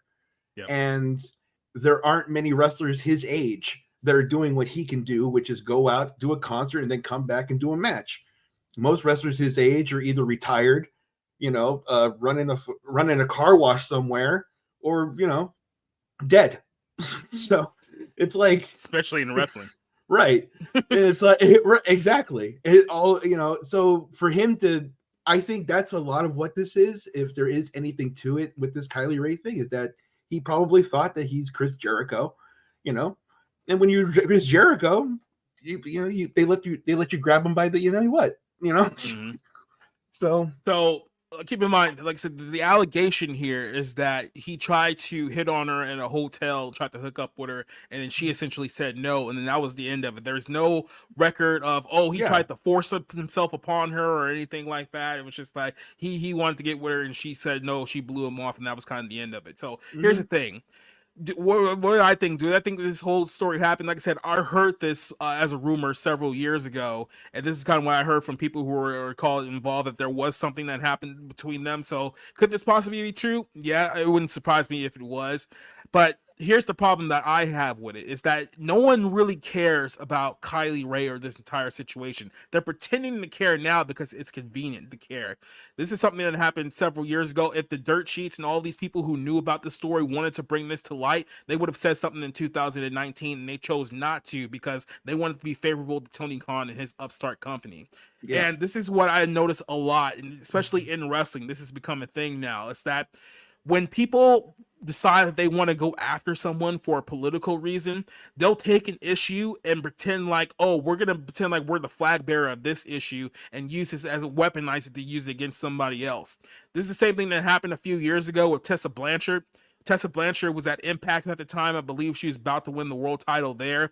And all of a sudden, Allison Kay and a bunch of other girls start bringing up allegations from something that happened in Japan several years beforehand, where she allegedly said the N-word to some wrestler who was there. Like I said, no one ever confirmed or denied the story, but it was a convenient time to bring it up. So all of a sudden, all these people on the internet pretend like, we're totally behind, this wrestler we didn't hear about until like literally 2 hours ago, and it's all about her. And you're seeing seeing the same thing now with Kylie Rae. Now all of a sudden everyone's all like, oh, I hope Kylie Rae is okay. I hope she's okay. Like, she's been around for like 4 years. It's like there's plenty of time to be concerned about Kylie Rae if you really truly cared. But now they're just grabbing this story because, oh, this is the emotional story that we can grab onto to disguise our agenda of we don't like Chris Jericho because, like I said, he doesn't like Punk and we like Punk, and oh, his family supports Trump and we don't like Trump. So they're using that whole Kylie Rae story as a shield to go after him for those reasons. And that's another thing is that, this Nick Housen is the one that brings it up. Nick Housen's the one that,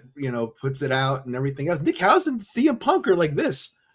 I mean, they're inseparable almost. I mean, he's almost like his own Sean Sapp, Yep. So like there could be a lot of that there's a lot of that crossover between Punk and Jericho because Jericho's the reason why Punk is gone. The dumbest thing Jericho could have ever done, the dumbest thing Jericho did was try to get in a fight with Stephen P. New, which, I mean, Stephen P. New, good job, Stephen.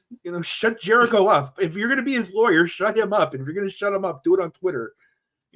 Jericho, he needs to really, like, I saw the pay-per-view and they got people chanting, NDA. He's got NDAs now, Yeah, like exactly. Jericho really puts himself in positions where he is not the good guy in anything that goes on here, and it's really hard to go like, hey, leave Jericho alone when Jericho's like being an ass. But Jericho, for what it is, I don't think did much to Kylie Rae, if anything. And I mean, Kylie Rae, she's a tough girl. All the girls are tough. But the boys and the girls don't end up with each other later on that night. Kylie, come on, folks, come on. This is the other aspect of the story, which is like everyone's trying to open the wounds on this story because they want to go after Jericho and they think that the only person that's going to get hurt here is Jericho. Like I said, there's other allegations out there about things that happened with Kylie Rae and AEW that did not involve Jericho. Cody Rhodes is like the biggest babyface in WWE right now. There were some things going on with her and Cody Rhodes that got into, like we mentioned it here, argument with Brandy, and then they said that was part of the reason why she left to begin with. That's not the first time I've heard that. And you don't mess with Brandy. Brandy will take you out. Oh yeah, as she said famously in her promo, she's a black bitch, and she will come after you. She will come out, and Brandy will do it. All right. So like, Kylie was putting herself in some positions that weren't favorable for her either. Yeah, but here's the thing: this is what people don't understand because they're so zoned in on going after one person. If you really want to open the door on inappropriate relationships at AEW, Brad Shepard was on here a few months ago, and he's talked about this many times before. People attacked him when he was saying that, yeah, in AEW, I've heard stories about after they're done with these shows, they go out and they have these drug-filled parties where Tony Khan and all these wrestlers are doing cocaine and all kinds of stuff, and people are sleeping with other people. As long as they're not going backstage and playing video games, please. At least tell me But apparently there's people sleeping with other people's girlfriends and sleeping with other people's wives. So it's like, if this is the hill that you guys truly want to die on, do you really want to pull back the curtain on everything going on in AEW? Because if you do that, Chris Jericho's not going to be the only one to fall. There's going to be a lot of your favorite wrestlers that are going to get caught up in this fire as well. So like I said, is this truly the hill you want to die on right now? Because he's not the only one in that company with things to hide. So and we're not gonna bring up the cleaner in Riho either. So yeah, right. You want to talk about being sexual assault victims? You want to start bringing up stuff about Darby Allin and another one of your favorites because he had some allegations not too long ago that got swept under the rug as well. So it's like, how far do you really want to go with this? That's all I'm saying here, but. I know I'll go ahead and shoot this over to you guys. I guess we'll start with Orange Hat here. And I know this is something that's been personal with you. It feels like over the last several years, because of, I guess you could say, the political affiliation with the wrestling fans these days, because wrestling fans tend to be more politically left-wing, especially here in 2024, that they've seemingly have brought elements of Me Too into the pro wrestling organization. You had the whole speaking out thing a few years ago where everyone started throwing out all of these allegations about, oh, when I was with this wrestler, he acted inappropriate with me, and people lost their careers quite literally just a few years ago over this, and now we're seeing it again. They're trying to get Chris Jericho on the same hook. So what is your thoughts on, I guess, the world of Me Too coming to pro wrestling now? Well, the only one who really deserved it back then was Cockplex. Oh yeah. Well, if this woman's claims have any merit. And yes, I saw that. Thank you, Kate. If this woman's claims have any merit, she should have spoke up when it fucking happened. When you make that claim, God bless you, Cider. When you make that claim and you are doing it after time has passed, that is telling me and telling a lot of other people you have malice behind it. Chances are you are probably not telling the truth about it. Probably, I will say there is room for error. But if she or the, and yes, you are right, I do have a personal stake in that, or in this sort of territory. But I believe Kathy Bates said it best. If you consented and then regret it, it's not SA. If you did adult stuff with this guy and then later on you reflect, oh, it may have been inappropriate, you still consented. As for them bringing it in and making it a whole political issue and whatnot, this isn't a political issue. This is shit that should be handled at a behind closed doors level. You need to, or this isn't something you bring out publicly until litigation is going on. Because that's when lives get ruined. All it takes now is a fucking accusation. Your life is ruined. Look what happened to Jonathan Majors. Yes, it turned out he was actually guilty of sin when it came to what he did, but all it took was the accusation. Look what happened to Johnny Depp. All it took was an accusation.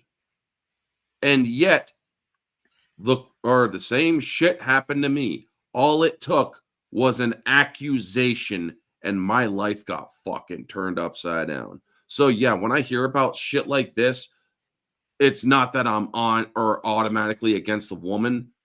I am simply saying I want to see the fucking evidence before I even think about taking any sides.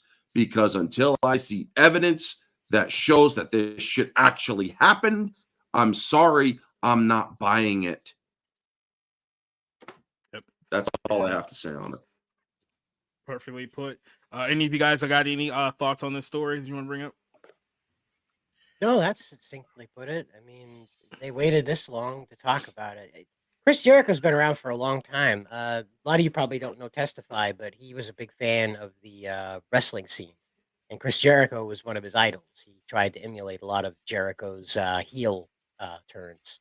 And so one of the things that bothers me about this is he's been around for a while. And to my knowledge, Jericho's not faced any type of Me Too stuff, to my knowledge.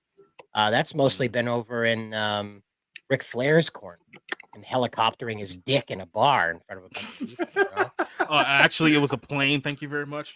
That was the other thing. No, that was, he would do that in a bar. Oh, that was the other time he did it. Yeah, he'd helicopter his dick in a bar, and like apparently there was teenagers there wearing the robe and going woo and doing the flare flop on the counter. Yeah, right. And so apparently, I never hear about this with Jericho. So my guess is that this is another one of those things where buyers regret. Yeah, and then the other allegation I've heard about Jericho and is pretty much silently confirmed is that he also is in a quote unquote an open marriage where I guess he sleeps with chicks on the side and that's his thing. Okay, but like I said, open marriages never tend to end very well. Ask Destiny about how his open marriage ended. For what it is, it was so open he couldn't close it. Let's put it that way. Oh my gosh! Discount Ezra Miller ran off with this guy. I know. Fuck, that guy was ugly. No, for what it is, that's what it is in wrestling. And I think a lot of what happens is with wrestlers is a lot of the wives, like, unless they go on the road with them, a lot of the wives kind of accept that, you know, you're going to have a girlfriend someplace else. You may not have, it may not be like, you know, some guys where it's, you know, every town there's a new girl, and every town there's a, you know, but so there's a lot of wives that in this business that are okay with, you know, a girlfriend or two or a boyfriend or two with the girls. So Like it's a weird business. It's a circus. It really is a circus. And this is the thing that bothers me with these pro wrestlers, especially like the ones nowadays. It's like, if we're being completely honest with ourselves, the overwhelming majority of you guys are scumbags. If we really like look into your lives, I admit to that. I can't deny that. But then they pretend like they're like the most innocent, like nicest, goodest people in the entire world when it's convenient for them. But I can't deny that. No, but it's working the crowd, right? Yeah, exactly, right. It work the marks however you can, but the reality is still the same. So yeah, that's pretty much it. So that was 2 hours of us talking about people bitching and whining about stuff on the internet incessantly. So I think we're all caught up now. Hopefully next week we'll have some actual stories to talk about instead of just people whining about stuff. But any final thoughts? I'll let you guys go here before we wrap things up. Well, I would say that any person is always innocent until proven guilty, not until they're accused of this, that, or the other. That's an issue here. I also would advise any person not to agree to meet someone in a hotel room. I mean, you're not going there to play chess. Mm-hmm. I can hear Rick's rabbi fingers. No, you're going there because somebody wants to play with your chest. There you go. We're not going all Elvira here. At least not this time. Not now. No. Well, not anymore, apparently. Especially for cider. Keep the dream alive, cider. Barbarella to fall back on. Don't worry. Yep. Oh man, if you think people are complaining about Sydney Sweeney now, wait till Barbarella comes out, and then it's gonna be awesome. All right, then. Well, let's go ahead and let you guys promote stuff that you guys got up, and then we'll go ahead and wrap things up here. I think we'll start off with our good buddy Rick here. What you got yeah, I've just got reviews coming because I'm still looking for a good microphone and a good camera to set up my eventual YouTube channel. I will have that set up hopefully before the year's out. I also finally got Disney Plus, much to my chagrin. But I'm just looking forward to the was it one-legged deaf mute, potentially lesbian Native American. Echomania in 2 weeks, baby. Yeah. Looking forward to that, and looking forward to seeing Mean Girls for the very first time. I should hate you, Jacob, but that's pretty much it. Hey, you still have time to watch the original before you go in and watch the other movie. So no, I want to go in all fresh and innocent, like I am in real life. Mm-hmm. All right then. That's it. C.S. Johnson, what do you got coming up, my friend? I have just my books. So buy my books. So she has books, and she has like a website right underneath her name here where you can go find her books and buy them. Mm-hmm. Yep. I come from the company. The shilling still makes me feel uncomfortable. So. She has books about like fat chicks and like black guys in bad neighborhoods. So, if that's your thing, you better go buy them while you got them. So, I mean, like you could give your money to other people who,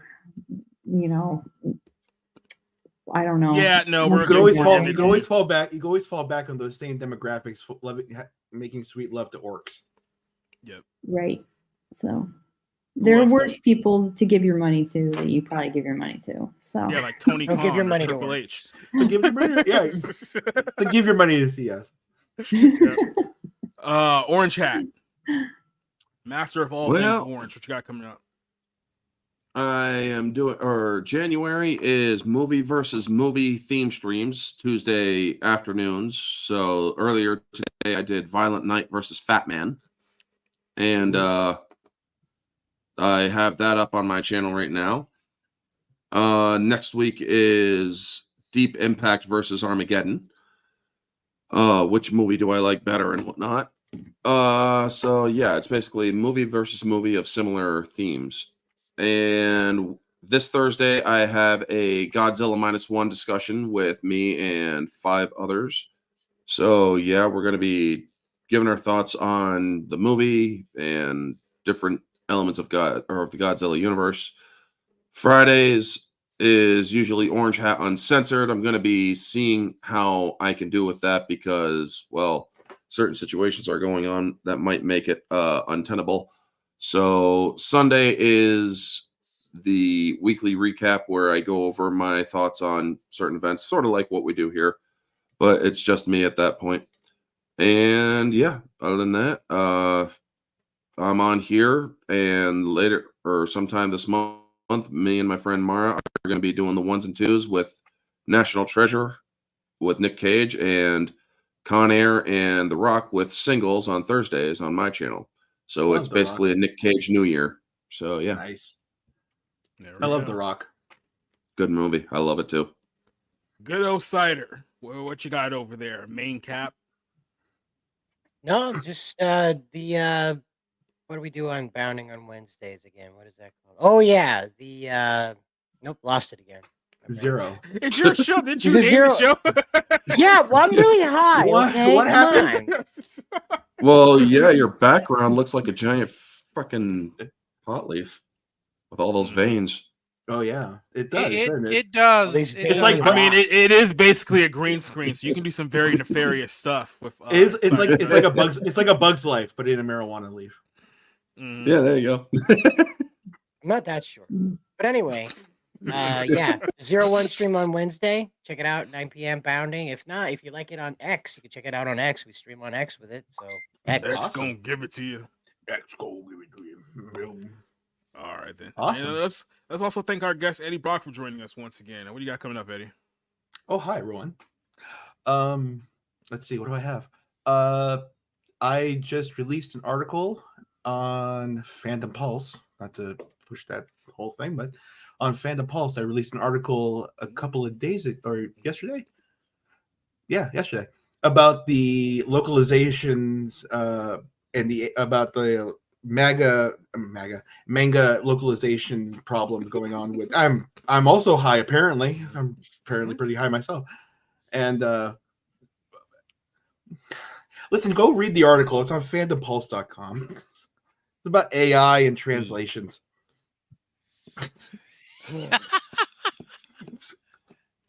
So, quick little note here. I've given throughout the course of the night, I sent everyone their outtakes for our anime intro, and a lot of the reaction that I've got is horrified from some of the pictures that did not make the cut this week, which means I did a pretty good job on putting that intro together. So I might put a separate one and leave it up on the site just for you guys to watch it after the fact, because that's the only time I'm playing it now. I'm not playing again next week. But what I got coming up here, Friday night is going to be a good one because we are watching Blazing Saddles on the Friday Night Movie Club. I know Rob is really looking forward to that one. So if you guys haven't seen Blazing Saddles before, you might want to check us out on Friday night on Rumble, on X, and on YouTube. We're going to be watching that film right here on the channel. It's going to be a very, very good time for a lot of us. We're going to look about a time where you can actually be funny, and comedy was actually funny. So that's coming up Friday night. Morning, folks. Morning, folks. Ain't it a lovely day? Mm-hmm. Where are white women at? So in 2 weeks here. In 2 weeks here, Slider clearly hasn't seen Blazing Saddles, by the way. In 2 weeks here, so we're gonna be reviewing 2 movies in 2 weeks. We're gonna be reviewing the Mean Girls musical that's coming out and the Jason Statham movie. I'm not gonna be reviewing the Book of Clarence movie. I'm gonna be reviewing that one on the Bible Lens show in 2 weeks. And the reason why we're doing that is because I want to expose the ideology behind this movie, because a lot of people are going to go watch this movie assuming that it's a Christian movie. It absolutely is not. So next Monday night, before we do that movie review, I'm going to expose the 5% Nation of Islam, or the 5%ers as they like to call themselves, and that entire cult that is behind that movie.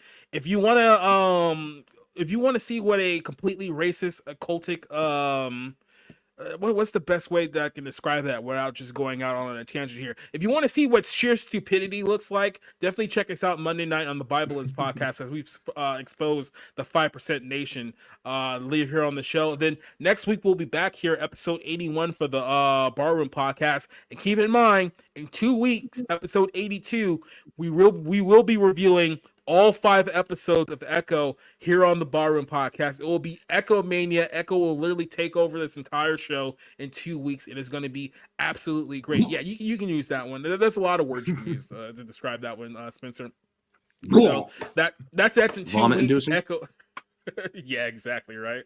Yeah, so abysmal. Man, there's so many words that you can use.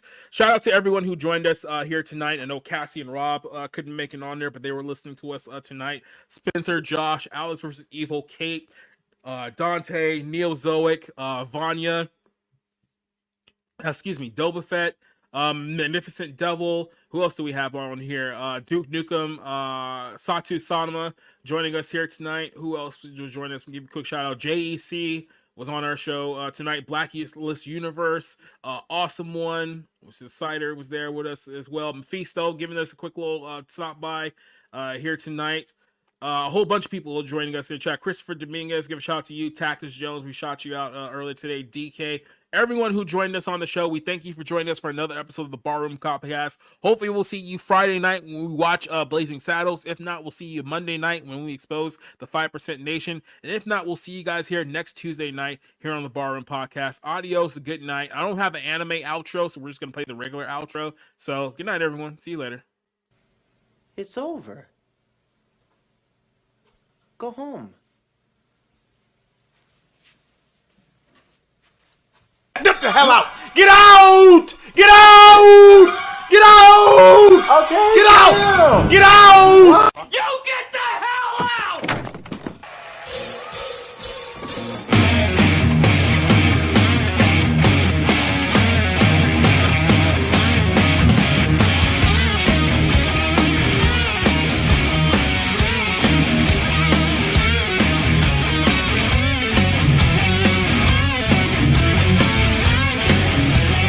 Everybody.